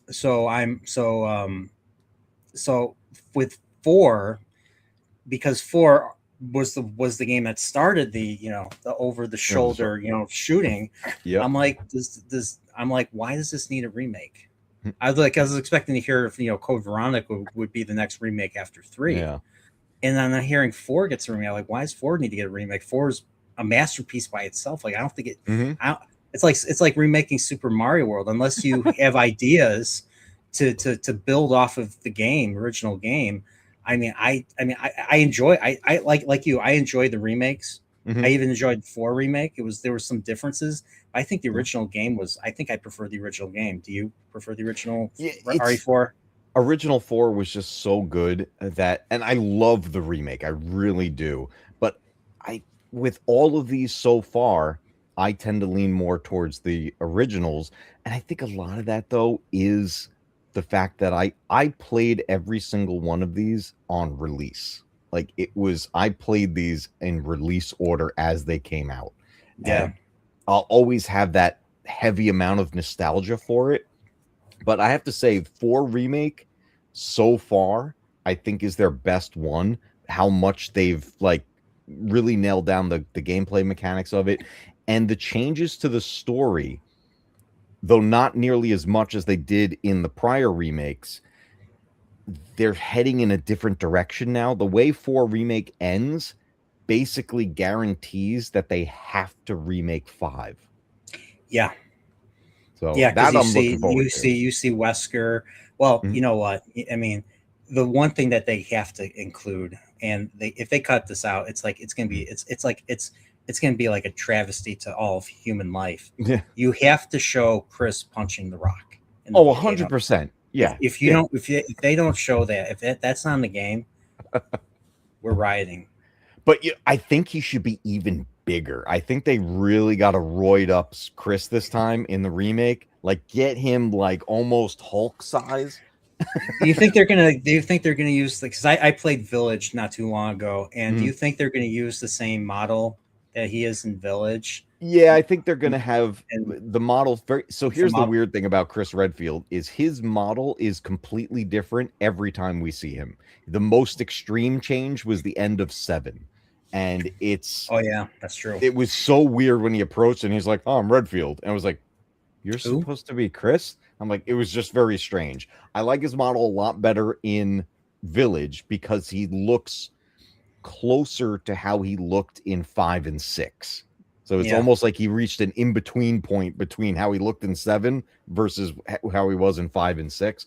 So as long as they stick with similar to that, I think it'll be fine. But I will pretty much guarantee he's going to look different when we see him in the 5 remake. Didn't they all but confirm he's going to be in the next Resident Evil, like RE10 or whatever? Because I know Jill is heavily rumored for it. But that said, we still have a story DLC coming for 9. There is a story DLC coming. Really? Yeah. Do we know? Is there a date? Did they give a date? We don't have a date, and we don't have any solid information yet. Only rumors, and which I'm happy about because I want Capcom to keep this a secret and because we just got the first DLC and it's the Leon Must Die, or what do you say? Leon, what the heck is the DLC called? I forget what it is, but it's a crazy like challenge mode. It's their version of Mercenaries basically, and it's just a harder challenge mode of playing the Leon sections in Requiem. But we have an actual story add-on coming, and some think people it's gonna be Hunk? Well, you think it's gonna be Hunk? I think Hunk is still alive, and I have reasons to believe that. So is this the same Hunk? The Hunk that Leon fights is the same Hunk from the earlier? Yes, 100%. I had no idea. I had no way. That's him. That's him. No way. Oh my god. Mr. Death himself. Yep, that's him. Oh my god. Did you know you can also find tofu? Yeah. Yeah. I found like a Chinese I found like a Chinese food container. Yeah. Well, there's that. I forget what the tofu. When you go to you have to wear the RPD and you're Yeah. roaming around the halls, and getting all nostalgia and everything going through there, the first hallway where you originally encountered the liquor in RE2, you go down there, you grab all the stuff. Yep. Mm-hmm. And then you leave that area. After you do the next section, come back and go back through that hallway. Tofu is outside peeking at you through the window. And he's squeaking and he makes the sound effect and everything. You could shoot him and pieces of tofu come off. That's pretty awesome. It's a fun little fun Easter egg. All right, I'll have to check that out next time. I did really enjoy the game. It was a fun game. Yeah, the liquors in that final lab. Man, it's God bless the acid. God bless the acid grenade launcher. That was one of those just killed those liquors like they were nothing. So good. So. That whole section with the way they advanced the liquors is great. The new versions of we're very similar to the Crimson Heads. They're called the Blister Heads now. Oh yeah, yes, yeah. It was like something out. It was like something out of Last of Us. Yeah, and very Last of Us like that. Basically, what those were the unused concepts for what is the mutation in between a zombie going to a liquor. Oh, and this is the Blister Head. They were in concept art years ago, and now they used them. So that's what we're looking at. The Blister Head is basically half zombie, half liquor. I had no idea. That's wild. But yeah, but Requiem got me into, like I said, I played 4 remake, and I finally played Village. Man, Village! Wow, that game. The ending, I'm like, the ending made no sense. And if spoilers for RE Village, so Ethan's dead. Ethan's dead, and he has been since the attic of 7. I'm like, I don't know. I don't know how you feel about it, but I was just like, what? Like I don't like it when they do stuff like that. When they, something happened that you didn't see in the previous game, and then this is the reason why he's dead. I'm like, I didn't like that. The way he was mold the whole time. Yeah, he got Evie's gift. That's what he got, like right away. So then when what's her name stapling on his hand in 7 and everything, at that point he's already mold. Yeah, well, and I'm playing 8, and then all of a sudden, Lady, what's her name? The big giant Miranda. Lady Dimitrescu. Lady Dimitrescu. She cuts off your hand. I'm like, what? Yeah. What? what? So first I get a couple. So werewolf, you encounter werewolves in the beginning, and they bite off a few of your fingers. Like, okay, or this is okay. Wow, this is a rough start. And then all of a sudden she cuts off your hand, and then the green herb. He just puts it back on and puts the green herb out. What? Like, what? Yeah. What? Video game logic. I didn't know the green herbs were that good. Yeah. I mean, they were good enough, you know. I mean, you turn it into the little juice and you pour it on, and then you can just put that all back together. Your nerves will figure out what to do. The bone and the nerve. Yeah. I was just like, wild. Okay. I had to really set aside disbelief for this. Yeah. One. It was a Ethan has the worst luck when it comes to his hands. Ethan has the worst luck. Period. I mean, he's enjoying. He's living in Europe. You know, he's under the protection of Chris, and Chris's what are they? The BSAA? I forget the they were the wolf, not the wolf pack. The was it wolf pack? Yeah, wolf something. and all of a sudden, you know, like he's with his wife. The baby puts the game opens. You put your baby to bed, and then all of a sudden, bullets come through the house and it kills the wife. I'm like, what's going on here? And then Chris is like, I can't explain it to you now. You're like, what's going on? Yeah. And then after the game, or then when you're far enough in Village, you find out that the baby is split into 4, like a head and a torso and arms and legs. I'm like, what is this? She inherited stuff from dead Ethan. Yeah. I'm like, but how is she alive? How is she alive if she's mold or something? Did you play the DLC? No. So there's a DLC where she's grown up, because I saw. Yeah, you play as Rose like 16 years later. Yeah. It's actually it's pretty good. It's weird. It's very strange. So like when you play that, like again, set aside your disbelief. Like it's weird. Okay. But I think it's still worth playing, and it adds into the story. It's also one of those things that I'm a little disappointed that they didn't continue from there at all in 9, because there's more to that story, and I'm hoping that they're not just abandoning it, because there's what Rose is capable of, and she's working with Chris and his team at that point. So there is more to happen, and I would hope they're not abandoning it. I think we'll see Rose again, and what she's capable of is very reminiscent of Code Veronica, of what's her name? Alexia. Yeah. It's some cool shit. Like imagine Alexia mixed with Mila Jovovich's character in the Resident Evil movies, in the Paul Anderson movies. Alice? Okay. Yeah.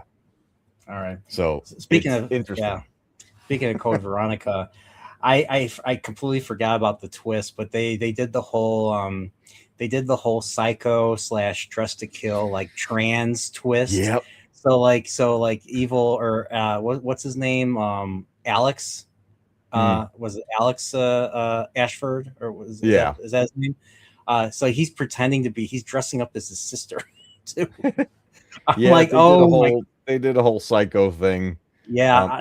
Even the house, like, was when you're going up that staircase and you hear her laugh when the thunder strikes and everything, and there's like, you hear her laugh up in the house. I'm like, oh, that's total psycho right there. All right. But yeah, I was like, wait, I'm like, did they really do this? You gotta see, by the way, you have to see Dress to Kill, which is the Brian De Palma. It's basically it's he did that after Carrie. It's basically a reverse Psycho. It's like a deconstructed Psycho. It's not the same movie, but it's got some like horror elements. There's a lot of Hitchcock's there's a lot of Hitchcock stuff. It's a movie I definitely recommend. If you're a horror fan, it's a good. Well, it's more of a thriller. It's more of a psychological thriller, but there's horror. There's jump scares. There's some horror elements. Like the end of the movie was terrifying.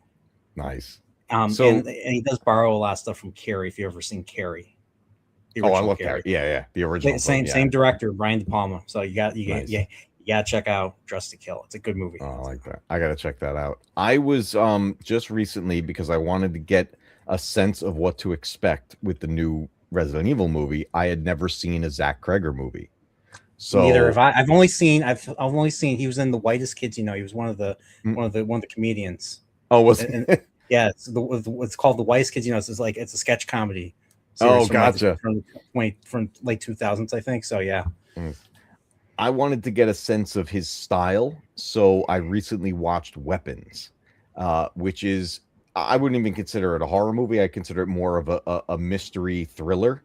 Mhm. And I even watched it again and had my wife sit down and watch it with me because I wanted to get her thoughts on it and, kind of the style and everything. So I wanted to get a sense of what his filmmaking style was like so I can kind of understand what I'm going into with his Resident Evil movie. And I did enjoy Weapons. I enjoyed it a lot. It was not what I expected at all. I had no idea what this movie actually was about. Okay. I saw trailers like a long time ago, and I thought it was just a town full of kids murdering people. I was like, that looks creepy. And then I never watched it. It's completely not that in any way, shape, or form. I was Really? just like, yeah, it's the direction it goes in. So it's a mystery. They're trying to figure out what the heck happened in this town, but it's also done. And I did enjoy this, but I kind of hope he doesn't do this in the Resident Evil movie. It's one of those stories where it's like, we're going to tell you the story from this character's point of view. And we're going to go all the way through. And now we're going to go back and you're going to see the same story from this other character's point of view. And we do this like 4 or 5 times That's what throughout Weapons the was. movie. That's what Weapons was. That's what Weapons does until Yeah. eventually you reach a point in the story where now everything's together and now you're progressing forward. Okay. And it was, for this movie, it worked very well and I did enjoy it. But I hope that's not his thing. Like, I hope that's not what happens in Resident Evil. It doesn't seem to look like it. It seems like it mainly follows that one dude in the trailer. And I think I hope it's just going to be like a struggle for survival in this crazy freaking. That's what it looks like it is. Crazy freaking situation. That's what I want to see. I want to see him because he doesn't seem like he's combat trained in any way. He seems like he's just a normal dude. And in the trailer alone, this is why I started feeling good about it. In the trailer alone, you literally watch progression happen like it's a video game. He starts with nothing, and then he gets a pistol, and then he gets a shotgun, and then there's a machine gun at one point. I'm like, he's progressing through the weapons like it's the game. And he's looking for keys. He's looking for items. I want a sword key. I want a shield key, a helmet key, and an armor key. Mm-hmm. And also I want like a skull key. I want all different types of keys to unlock doors. And not only that, I want to see him do the puzzles too. I want to see the valve puzzle. I don't care. I don't care. I want to see the valve puzzle. I want to see the DNA puzzle. What's another noticeable puzzle? And they get, he's got to push a statue and get it onto a block or something. Yes, push a button with stuff like that. I like that's or the fake rifle or the fake weapon. You can't. You have to get the fake rifle in order to put it on or to replace it and take the real gun, to take the real shotgun. That's what I want to see. Yeah, it's stuff like that are just complete nods to the game and the mechanics of it. And that's why I was like, I know this is not telling the story of the game. Yeah, but it feels like it could be one of the games. Because think about it, there's plenty of spin-offs in the Resident Evil franchise, right? Yes. So we don't have to necessarily follow the characters we know. If we're just in the world and this is someone who's now mixed up in this, because this seems to take place primarily up in the Arkley Mountains area. And then eventually I saw some clip where he seems to be in Raccoon City at a point, but he seems to be mostly up in the mountains. And that's what Kreger said. Like, he's like, the games are their own thing. The characters, I'm not going to cover that, but yeah, I mean, but other things were going on. Like, for instance, the murders that were reported in the beginning of the first Resident Evil. Maybe this could be part of that. Part of that, And maybe there was an unsung hero that came out of that nobody knows about. Yeah. It's like watching Outbreak, like watching Resident Evil Outbreak. That was a bunch of side characters, people just living in Raccoon City when this all happened. And that's this movie seems to have a bit of that feel, but we feel the thing I like so far from what I've seen is that we appear to be very isolated and we're sticking to this one untrained character, very similar to how we just got Grace in Requiem. It's like, yeah, she worked for the FBI, but she was an She was behind. analyst. Yeah, she was behind the desk. She had Yeah, no she field wasn't. training whatsoever. Well, she probably No, had some field training, but not some field good. training, but nothing, too crazy. She's in. This is one of the things I loved about that game. When you're initially starting with your areas playing as Grace, when you aim a weapon, she is shaking and she's she's like off balance. And as you progress through the game, her confidence starts to build and she gets more comfortable and her aim is better.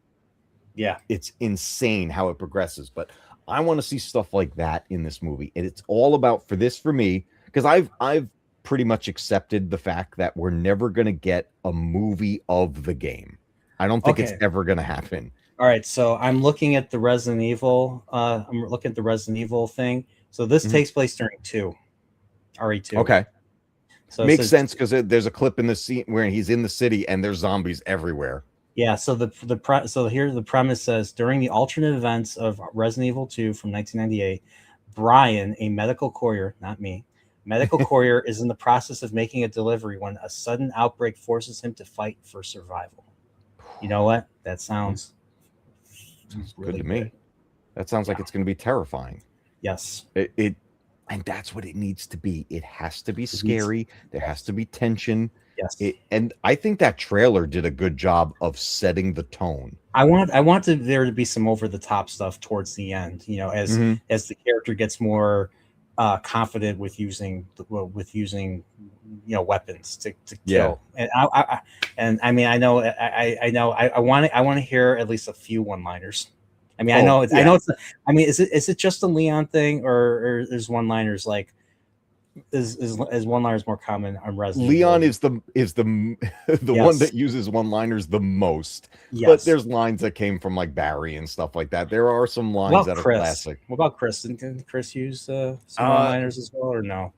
Chris, let's see, like what would be um like when he's insulting Wesker at the end of one when he's laughing at him about the tyrant and he's like, this is your savior. He's just like I forgot about. Yeah, you're yeah, right. it's just making fun of him. And then Wesker's literally like, stop it. Yeah, that's right. It's just so good.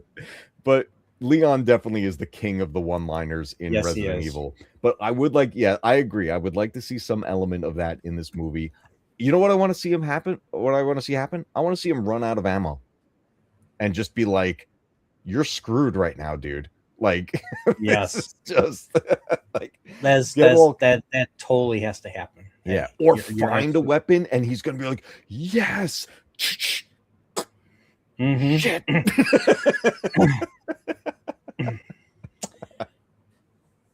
It just those elements of the game, if they bring that to life in this movie, it's going to do very well.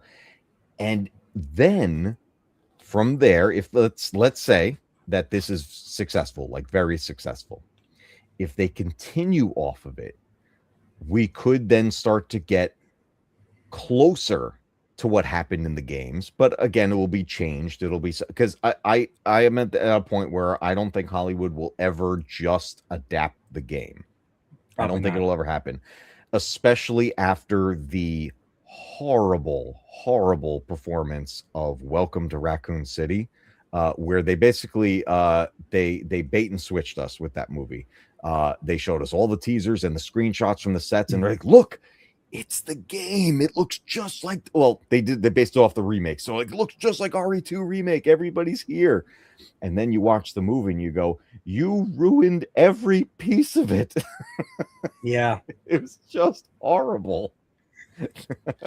but like I'm looking at that. I'm looking at it right now, and I think Robbie Amell looks like a solid Chris Redfield. What in Welcome to Raccoon City? Yeah, yeah. So he was cast very well. Claire was all right. Leon was way off. That was not Leon, as That far was as I'm not. Oh concerned. my! I Um, don't know what that was. he What was about Tom? wildly off. What about Tom Hopper as Wesker? He was all right, but the problem was they broke his character. That wasn't Wesker. Like that. Like, there was that was the thing.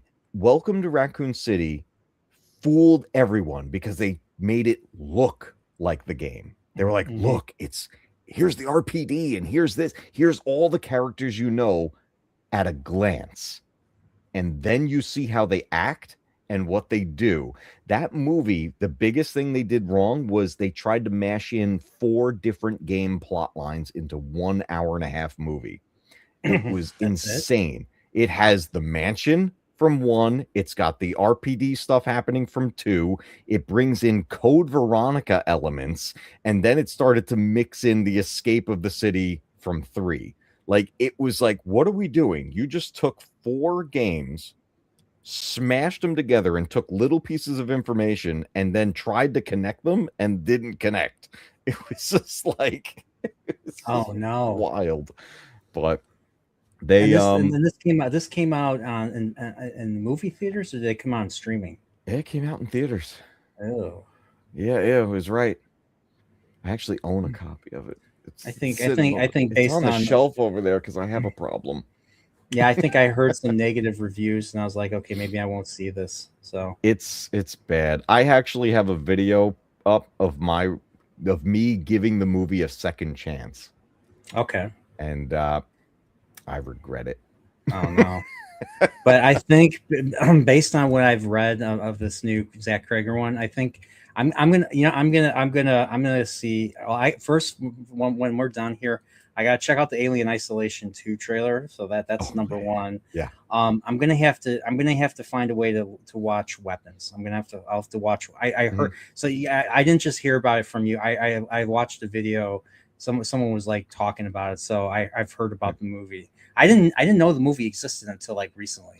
That was the thing. Like, I remember seeing like a trailer like way back when it was in theaters and stuff, and I just thought, "Oh, that looks interesting," and then I never put a second thought to it.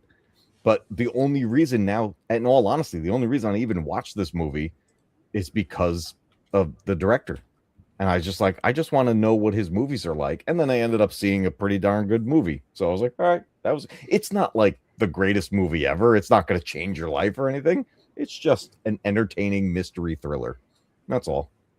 Hmm. With a twist that, like, I was just like, oh, I didn't see that coming. I'll have to. All right. Well, I like those type of movies, so yeah, I'll definitely have to check that out. So, When you watch it, let me know when you get when you let me know your thoughts when you get to the moment of the movie where you realize what's actually happening. okay. Because for me, I was just like, I paused it. I was like, wait, You what? paused it. You paused it. Sorry. I'm loving this East Coast stuff from you.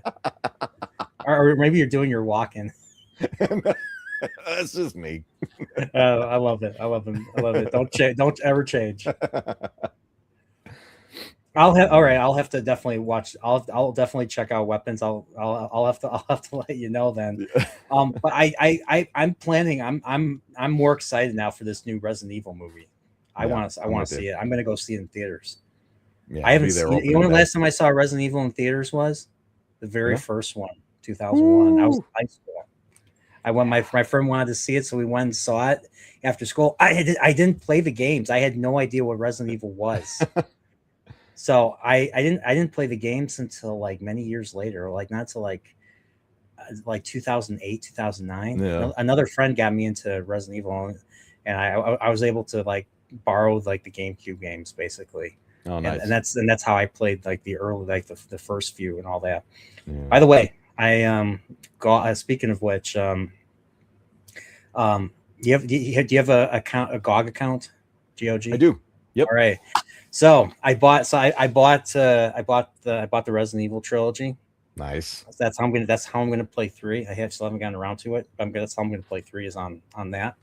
Yep. I did submit a game because you can submit like there's a lot of forgotten games out there that haven't been re-released or anything. Hmm. There's a forgotten game that hasn't been re-released once. Now I have emulator. I was able to play it on emulator. I played it on my channel. One of the earliest Super Nintendo games that I was able to rent was a game where you play as a blue jelly bean looking character in this like anime type of platformer, really colorful platformer level. So you're basically crawling around like as this little jelly bean, this little ball. It's called Was it? the game is called Smart Ball. At least that's the Oh, okay. American. That's not what I was The, thinking. I was. the American name is Smart Ball. It doesn't. The American name is Smart Ball, but the Japanese name is Jerry Boy or Jelly Boy. Jerry Boy, Jelly Okay. Boy. So, and what's I funny thought is you were that talking about A Boy and His Blob. You no, remember no, that? yeah, and it's not the same. It's not the same game. But you know what's funny about the game I'm talking about? You know how in Donkey Kong Country, you collect letters that spell out Mhm. Kong, and then you get an Yep. extra life. Well, the game that I played, the Smart Ball game or the Jerry Boy game in Japan, they did it first. It's a Mm. platformer, and you collect different letters throughout the stage, Jerry, and Ah, and you gotcha. get an extra life as a result. So, but it's one of Nice. those games where you're crawling as this little jelly. You press Y to kind of run to sprint, and you can crawl up the walls. You can crawl up the walls like a Oh, slug nice. basically, and you can crawl up on the ceilings too. So it was some interesting platforming there, and you can change like if an enemy gets close to you, you can morph into like a sharp little thing into like a sharp form to the point where you can poke and kill the enemy basically. Nice. Yeah, so you could either compress like this to a point Mm. where you have points at the end, or you can or you go vertically. You can stretch vertically to poke or take Yeah. out the enemy. And I added that. I made a request to add that to the GOG to the GOG catalog to basically see if they can basically keep that game alive and all Yeah, that. they So can port it. So it's a service that I didn't even know it existed until they released Resident Evil on it. And I was like, yeah, I didn't even know this was a thing. Apparently, it's been around for a long time. So I that's how picked up the trilogy, and I got the Dino Crisis games on there I got also. that too. I didn't even know Dino Crisis existed until my buddy AC started playing them. It's basically Resident Evil with dinosaurs. Exactly. That's Except what it. you don't want to shoot the velociraptors because they take too much ammo. Yeah, It's too hard to kill them. So it's better to just run away from them. those games are fun too. That's one of the alternate costumes in Resident Evil 3. You can dress as what's her name from Dino Crisis. I forgot her name too. I'm having so many. I can't think tonight. I don't know. I can't think of any character names tonight.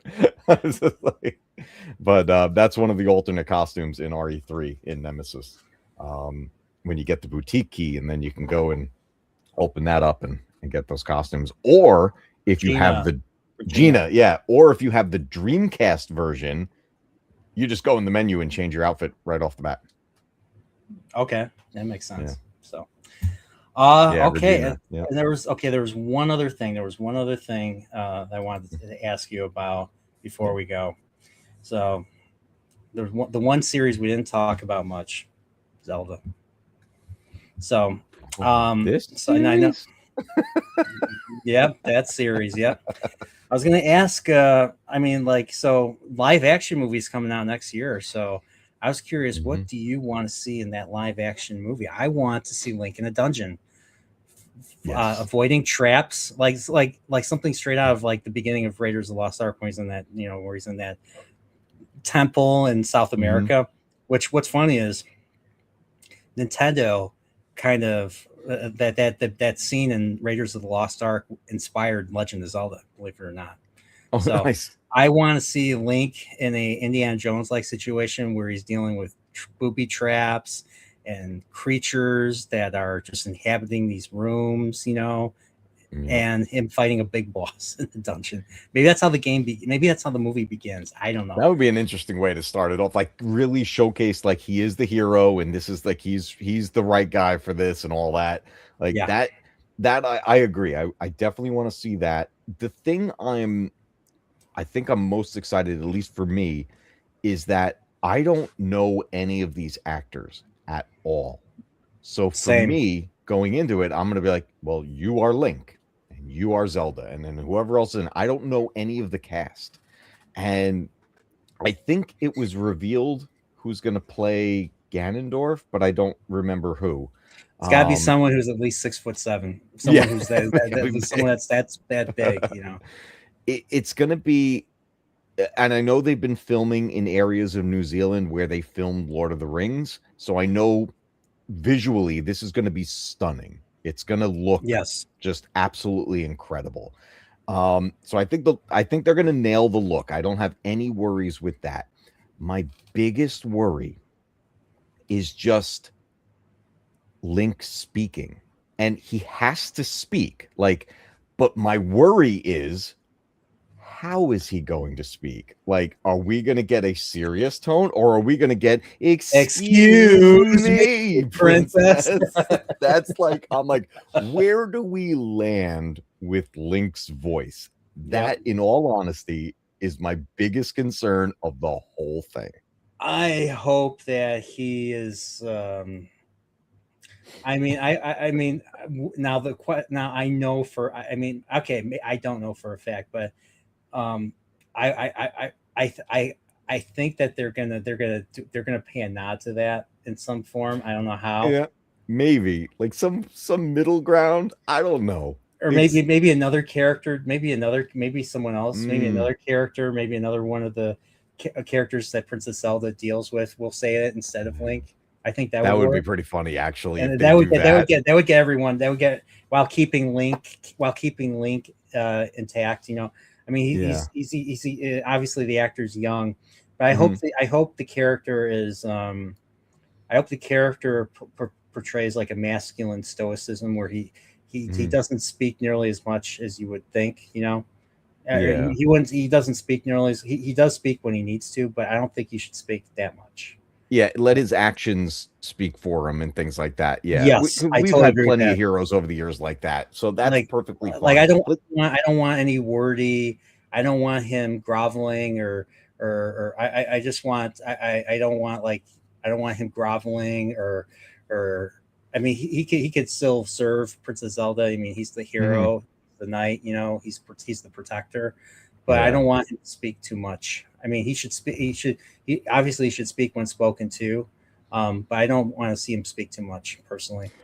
The other thing I'm wondering is like which version of Zelda are we going to get? Is it going to be one of the more bossier like Zeldas that's like wants to take control of everything, or is it going to be more of the like the companion type character? Like it like cuz I think the way Mhm. they're setting this up, it there's definitely Breath of the Wild Yeah. tone to this. Yes. So I think Zelda's going to be along for the adventure, at least in some fashion. Hmm. Um, I don't know Do you how, think how do much. you think she'll be kidnapped like late in the movie, kind of like in Maybe like Ocarina, where like you know mhm, once you know her as a sheik, you know, sheik reveals yeah, himself to actually be a she, you know, reveals himself to be Zelda, yeah, um, and then right away Ganon, you know, kidnaps her in the red crystal and all that. Nice little callback to Link to the Past, but in Link to the Past it was a yeah. blue crystal. But that's just me. Uh, but like I'm curious if they're gonna follow that. I'm curious if there's gonna be some Ocarina of Time elements in this, as well as obviously Breath of I the think Wild. there will be. I think it's going to be a blend of Breath of the Wild with Ocarina of Time, and I think there will be little nods to other entries, like Do, little like Easter eggs that do you won't they won't like bring full attention to it, but we're going to know what it is seeing it.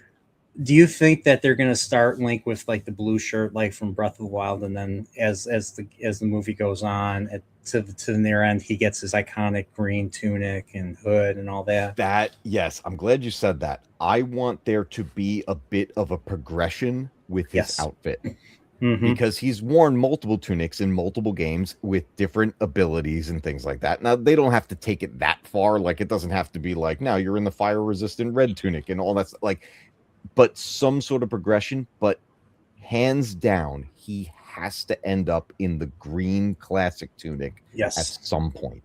And I mean, it's confirmed. They showed an image in like one of the like one like I think they showed like the script book, or they showed Mhm. something and they showed the look of Oh, they showed the Link. slate. They They showed showed the slate. Yeah. yeah. Mhm. So Yeah, so they did show him in the green, so I'm curious how early that is in the movie. Yeah. Um, but yeah, I'm having some. I mean, with Nintendo producing it, I mean, I was really happy with the Mario Galaxy film. Mm-hmm. Um, and so I mean, I think they could do it. I mean, I'm just hoping it's not too. I mean, there should be some humor, obviously. I mean, it's Yeah. Zelda, but I'm hoping it's it still has some of that uh, we call it the little grandiose gravitas. I'm hoping there's Yeah. way more gravitas in this one. I'm It's kind of because of thinking the it, feel. because it's like it's an epic story. It's an epic fantasy, Yeah. basically. I think it's going to have a bit of a more family friendly Lord of the Rings tone to it. Like I think it's going to have a bit of of that grand scale like Lord of the Yes, Rings, but it won't be as it won't be as dark and serious. serious. Yeah, it won't Yeah. be as it won't be. I'm not expecting the Lord of the Rings level gravitas, but I'm expecting Mm.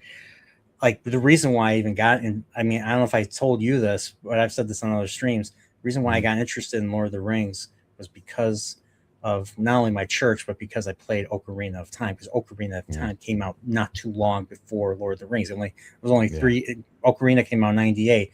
The Fellowship came out in 2001, and I think they were making the movies while during when Ocarina came out. So, I I mean, remember in 99 I was sitting in my room and in between movies on HBO, they would do like an HBO first look. And all of a sudden, I'm watching an army of orcs running across a field, and they start talking about Fellowship of the Ring. And I fell out of my chair and I was just like, wait, what? They're making a Lord of the Rings movie? now, did you? So you knew about Lord of the Rings before? Oh, I had read the you- books. Yeah. Yeah. I grew up reading okay, the books.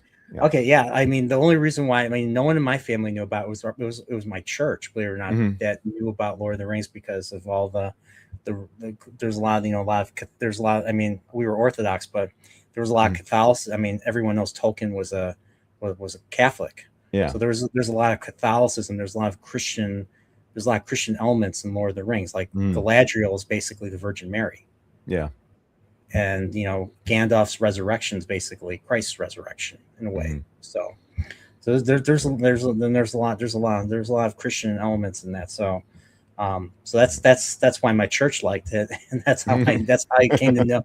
That's how we came to know about Tolkien and The Hobbit, because no one in my family liked Nice. fantasy. Everybody in my family was boring, and they liked history and adult stuff. I'm like, it's okay to like fiction. Yeah, Yeah. but that's just me.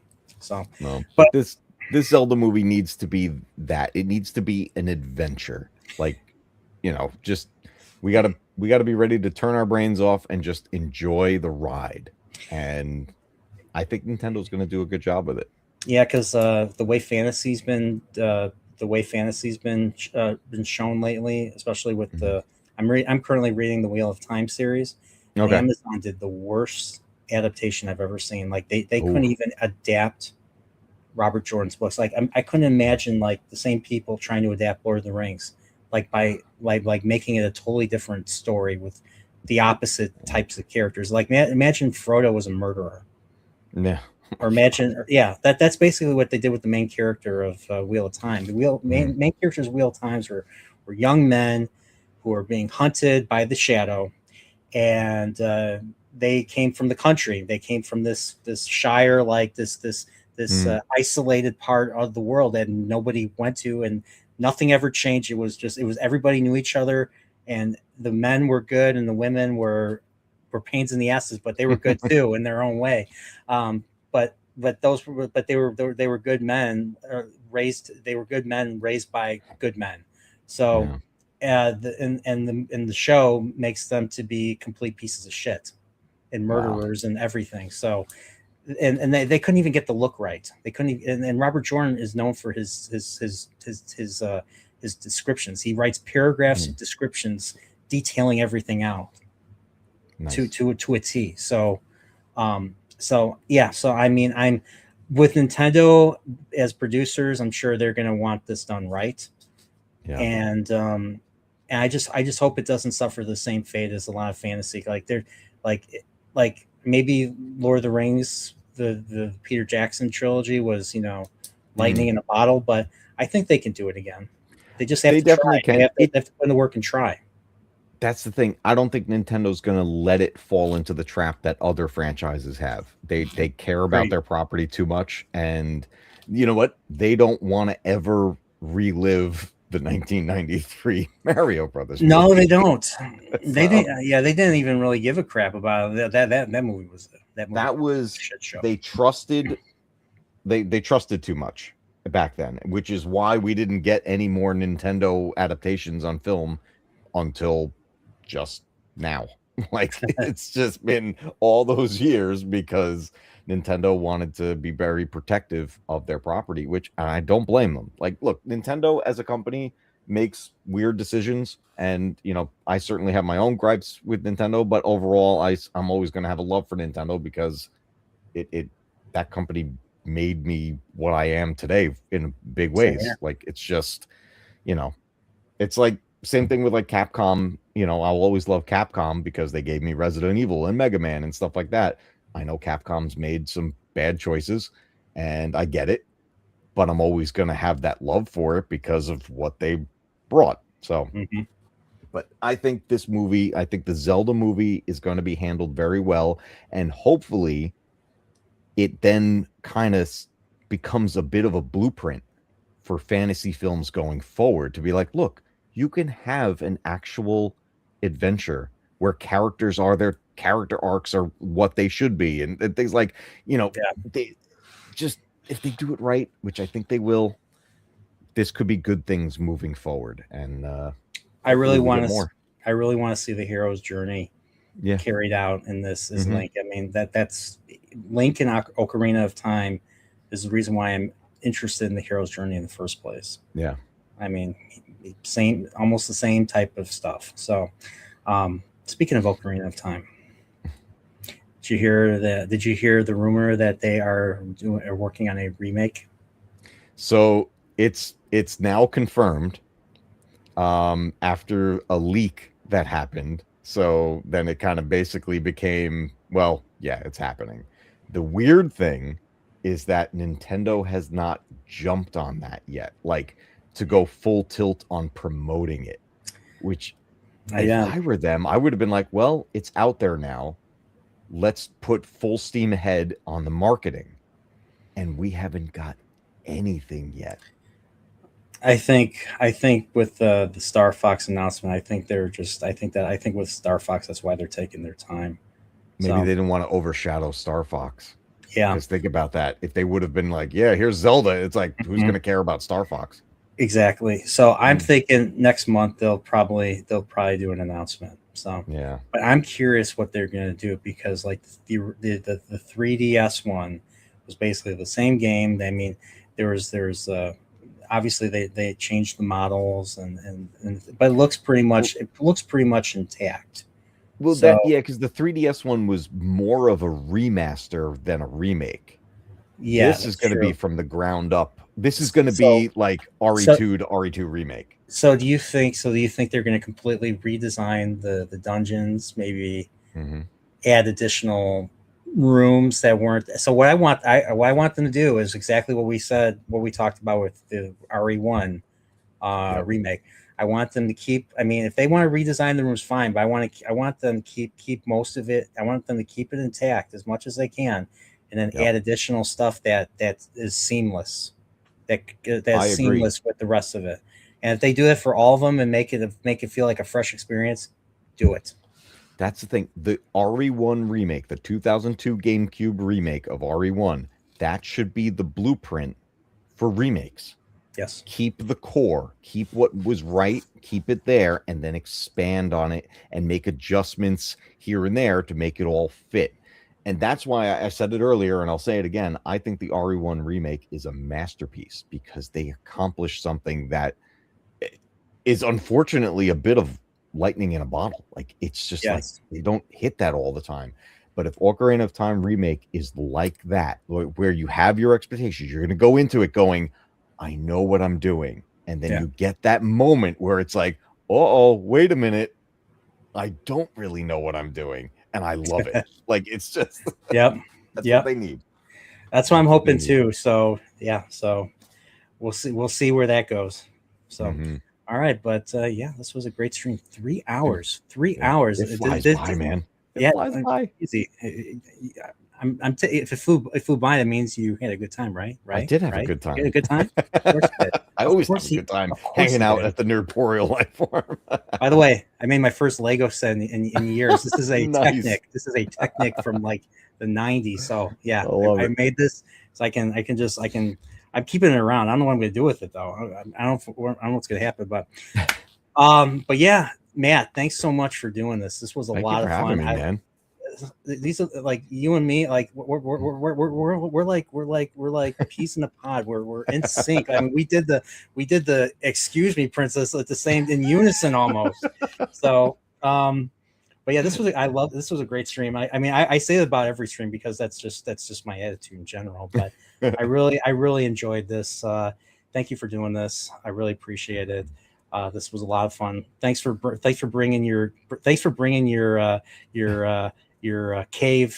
cave dwellers Yeah. here. So Matt, is there anything you want to promote? What are you doing? What's going on with you?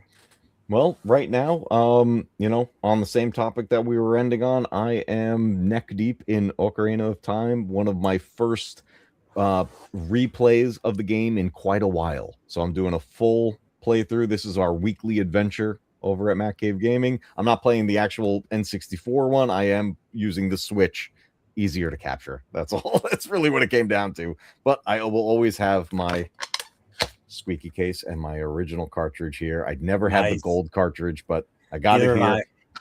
And I love these cases from Game Galaxy. Nice recreations. They're fantastic.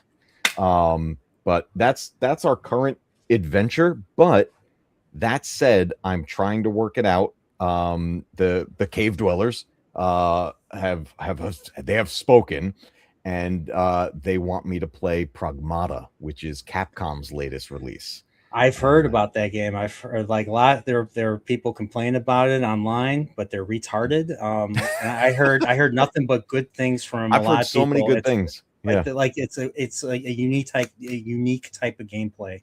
Yeah. That I'm that's looking that forward to it. I picked it up on the PS5, so I'm trying to fit it in somewhere. Yeah, I'll probably play it later down the line. I have this massive like backlog of games that I don't know if I'll ever complete in my life.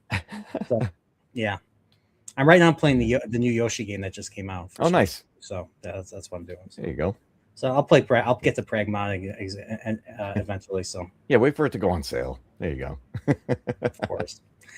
So all right. Well, I think that's it for me. I mean I'm gonna try and work on a video. I would actually try and work on a video and figure out what I'm gonna do next. So it's been a couple of Nice. years. It's been over a couple of years since I did a video. So I think my last video I ever did was the Mario RPG remake review. Nice. So I was actually playing a little bit of it earlier, so maybe I'll play a little bit more of it now. So, but yeah, I'll let you go, Matt. Thanks for doing this. I know it's like, was it 1 a.m. by you? Holy crap! It is. Yeah. All right. So, all right, everybody, take care. Until next time, I think we'll be doing Chillporeal in a couple weeks with Pops. Until then, everybody, stay safe, stay Nerdporeal, and if you don't check out the Nerdporeal Continuum, if you don't subscribe to the Nerdporeal Lifeform or swear fealty to me, you will be knelt. All right. Take care, everybody. See you later.